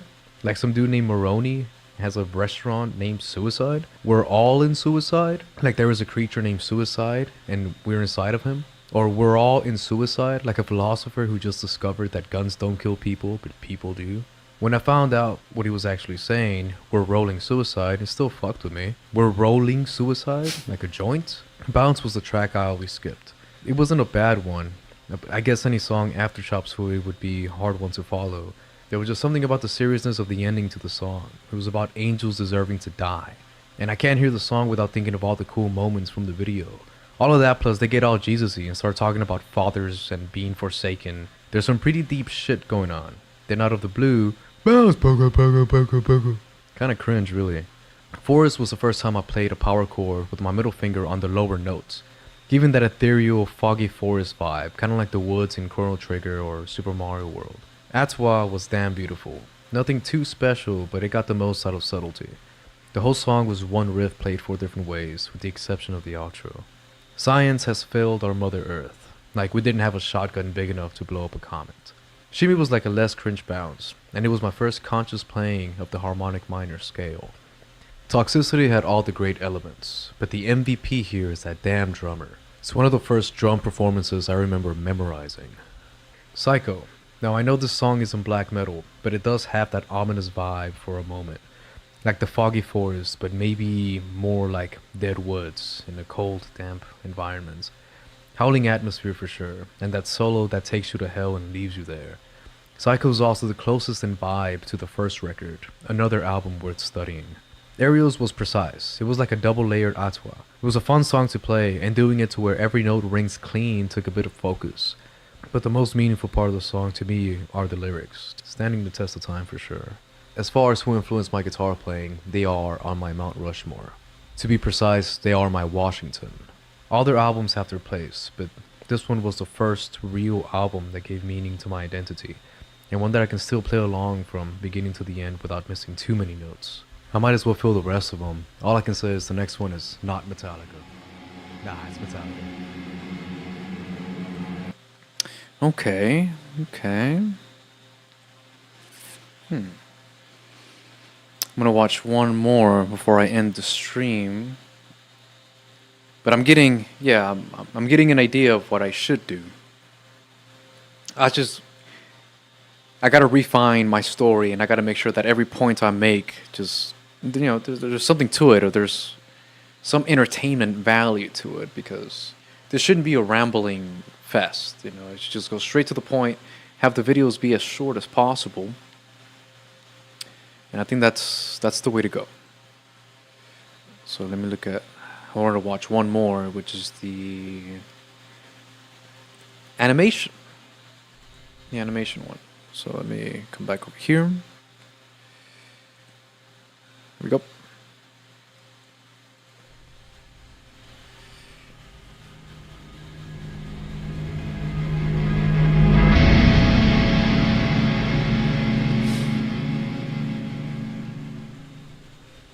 Of all of the arts I attempt, drawing is the one I do without taking too seriously.